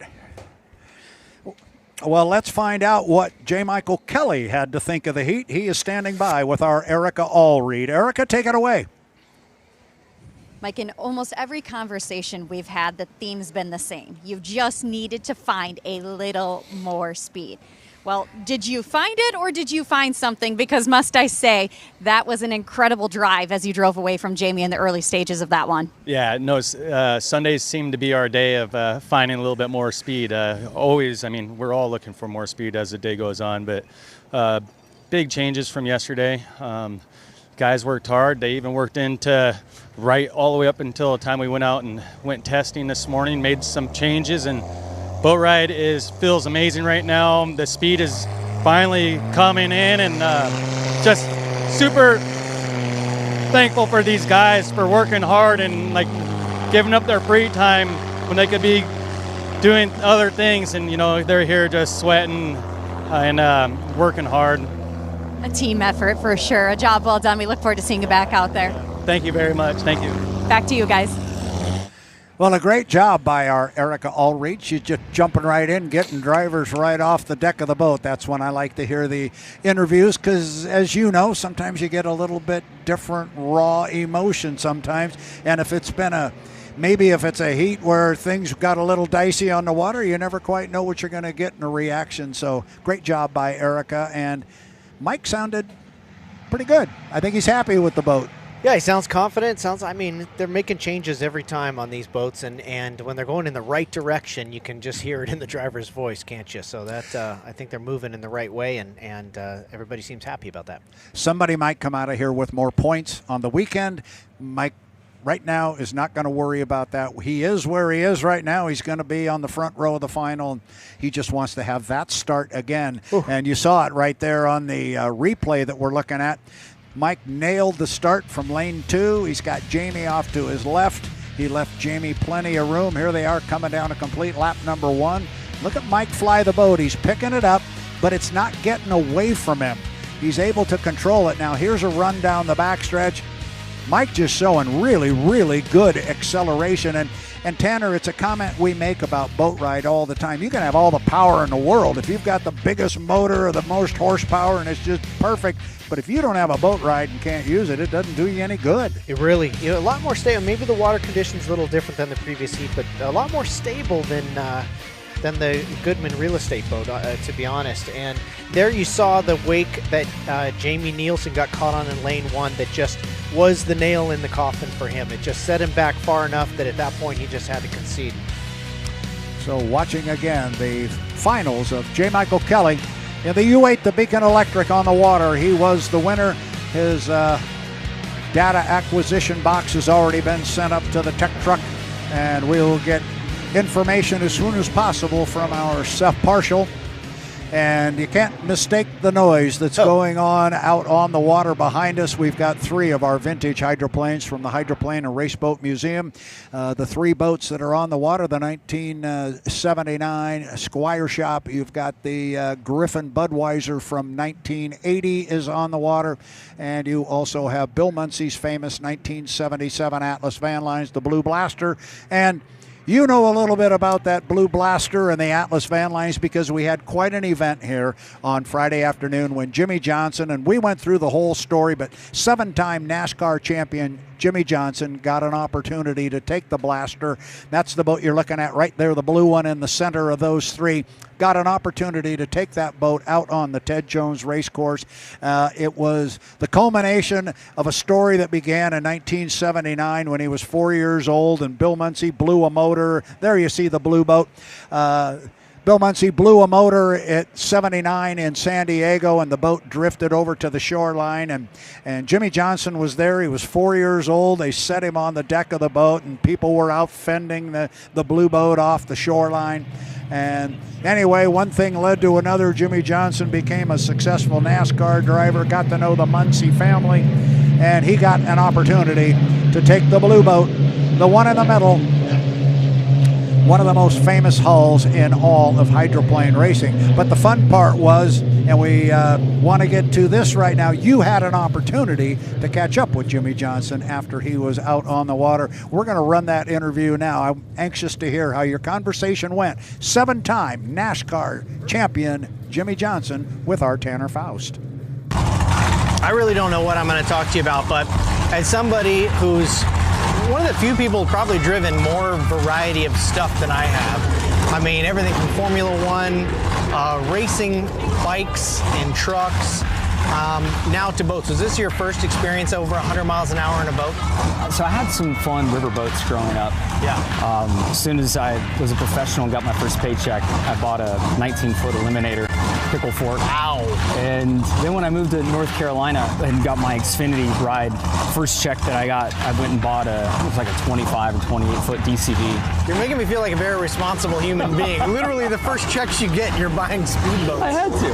When I was watching you do your lap out there, obviously I mean, even from the outside, you can see the comfort zone fill in, you can see, but you can't help, I rode in one or drove one that was a 1950s, and it felt a lot like flying an airplane because the cost for something going wrong was pretty similar.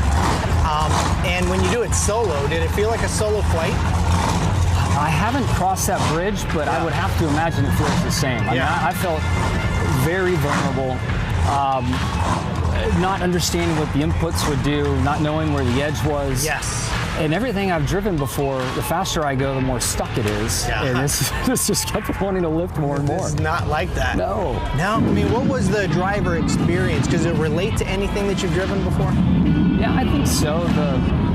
With Chip Enhauer kind of walking me through the steps, he did bring a comparison to off-road racing and how the boat's going to move around on the straights and in the turn, and to just kind of let it do its thing. But I was really surprised just how raw.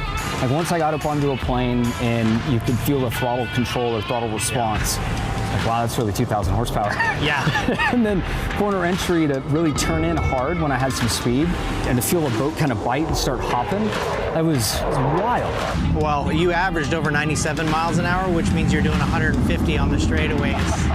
Which is, I mean, it almost doesn't, they feel so stable once they're out of the water, right? Yeah. Is this an industry that you hang around or keep an eye on? Have you kept watch on hydroplane racing over the years, or is it kind of a close the loop and check the box? You know, I'm a huge fan of all motorsports, and if I can find it on television or find it streaming, I'm always tuning in. So, I mean, I hope this isn't a one and done for me. I've had a few other offers to try out a turbine boat and some other stuff, so I'd love to come back. I've turned that one down before, I will say. Have you really? Mainly because I don't know what it's going to feel like at the edge. Well, I won't know when the edge is, and I know that the rougher the water is, the faster you have to go. Otherwise, you start hitting the sharp end of the bumps, and it's like, that doesn't make me feel great. And then when I sat in one, the little compartment to get out of, None of those guys can get out of that thing. But, it's neither here nor there. I might change my mind then. I'm not trying to, you do have oxygen, though. I will say that. And it feels better to sit in that one than it does the open cockpit. That's for sure. Like, even just watching you go around, like when you watch Senna in an old Formula One car, right? They're sticking. It's like they're hanging off the front of the thing. I drove one of Senna's cars. It's 91. Yeah, the championship winning car, and that one, head going around just like the old school, Formula Ford stuff. Yeah. But last question. Extremely exciting sport to watch. This is my first experience this season. I just came in because I remember seeing Miss Budweiser rip around. I remember thinking, how did this sport not, why is it still kind of not in the mainstream necessarily? But how do you think this sport moves forward? I've learned so much in the last 3 or 4 weekends of commentating for this sport. To your point, the festival part of it and the family aspect is so critical. Yeah. But how does it move forward and take the next level? I think it starts with the ownership group deciding, what they really want to be. And I think the off-road industry has thrived and come back, and it really is a place for this. There's plenty of professionalism, but it's not a place where you're going to get a return on investment. It's not a sponsor-driven environment, although there are sponsors there, but it's a lot of hobbyists that have been successful in life and want to have that outlet. And it feels like that's kind of where this is right now, where they're creating a charter system or some kind of franchise model. Yeah. And with that structure, there is a pathway to profitability. It's a long road and it takes time, but 2 different spaces and understanding where they want to be. And if it's in the hobbyist space, I think there's a very bright future for the industry. If they want to go the other way, the world is so digital. There's only a few analog experiences left, and this could be that as well if they chose to take that road. Yeah. Hey, thanks for the time, Jay. Really good to see you again. Appreciate it. Great to see you. Great to see you around also. Thank you. So fun.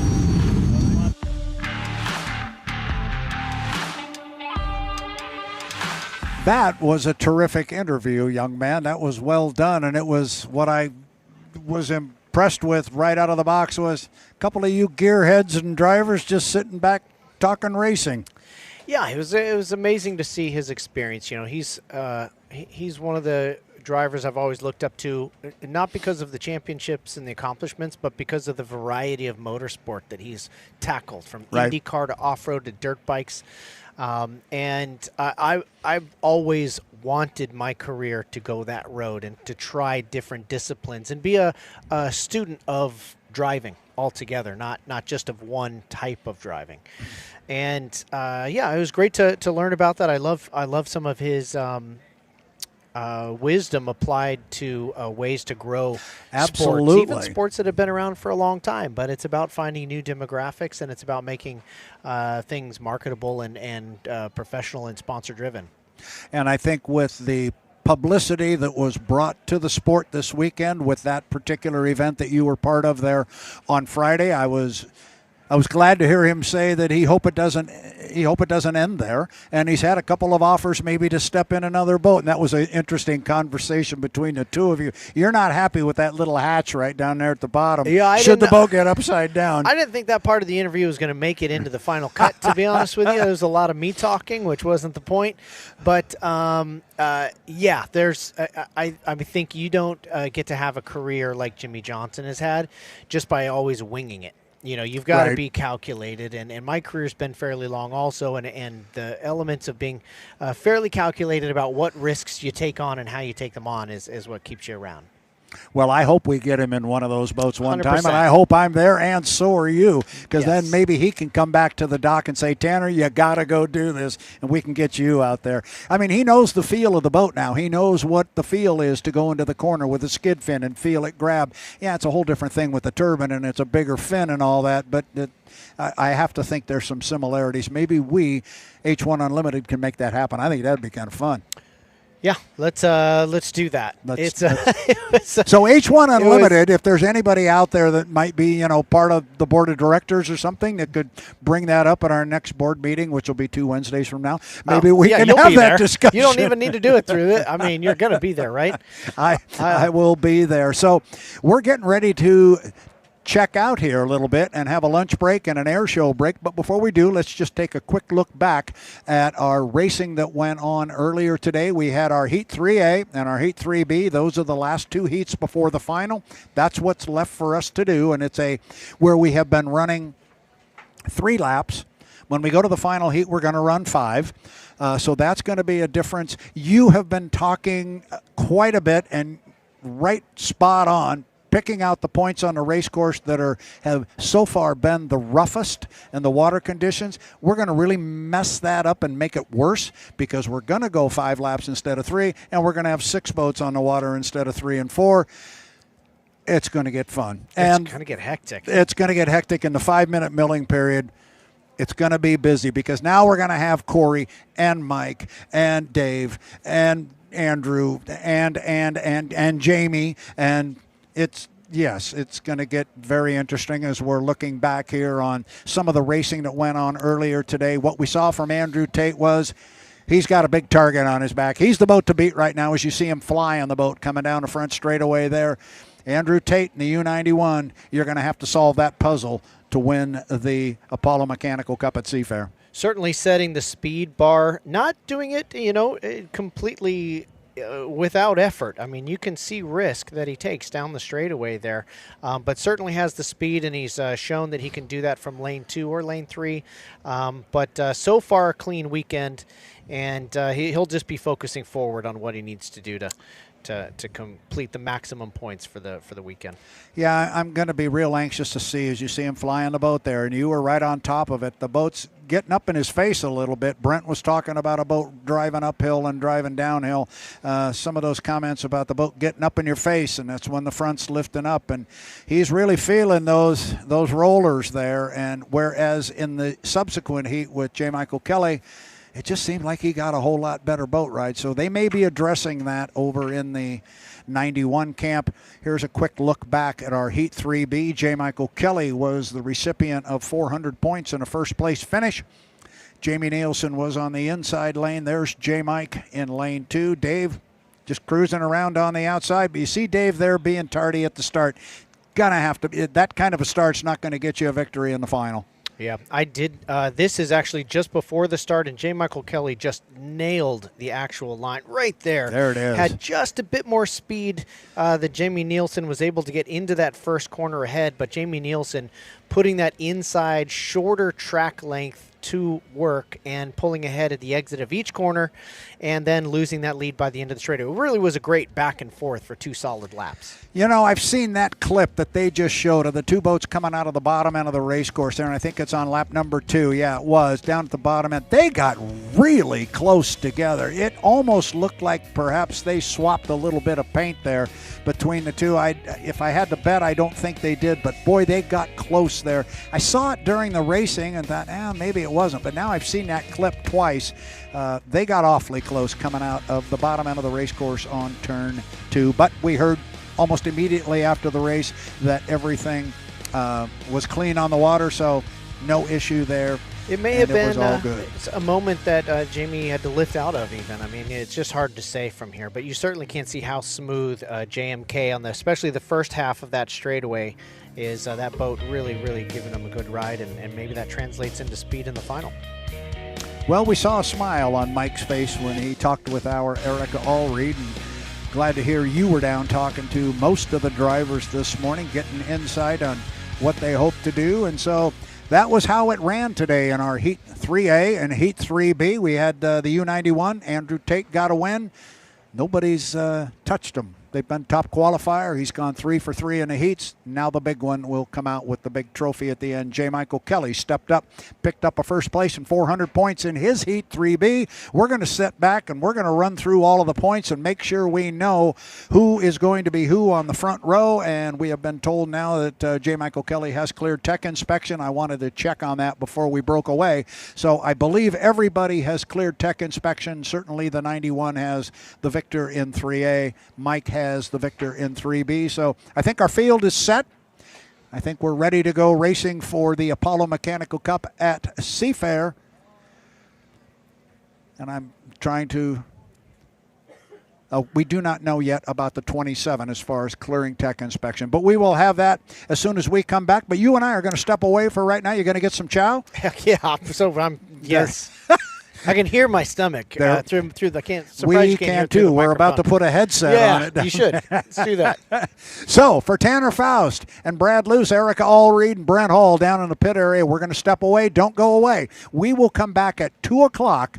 And when we come back at 2, we will be gearing up for the final heat for our Grand Prix America hydroplanes. Following that, it's the H1 Unlimited Final for the Apollo Mechanical Cup at Seafair. Don't go away. We'll be back at 2 o'clock. H1 Unlimited Hydroplanes. The world's fastest race boats. 10, 9, 8, 7, 6, 5, 4, 3, 2, 1.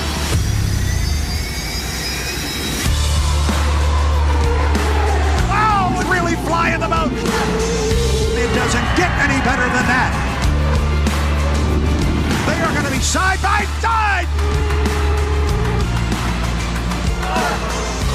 This is for the checkered flag.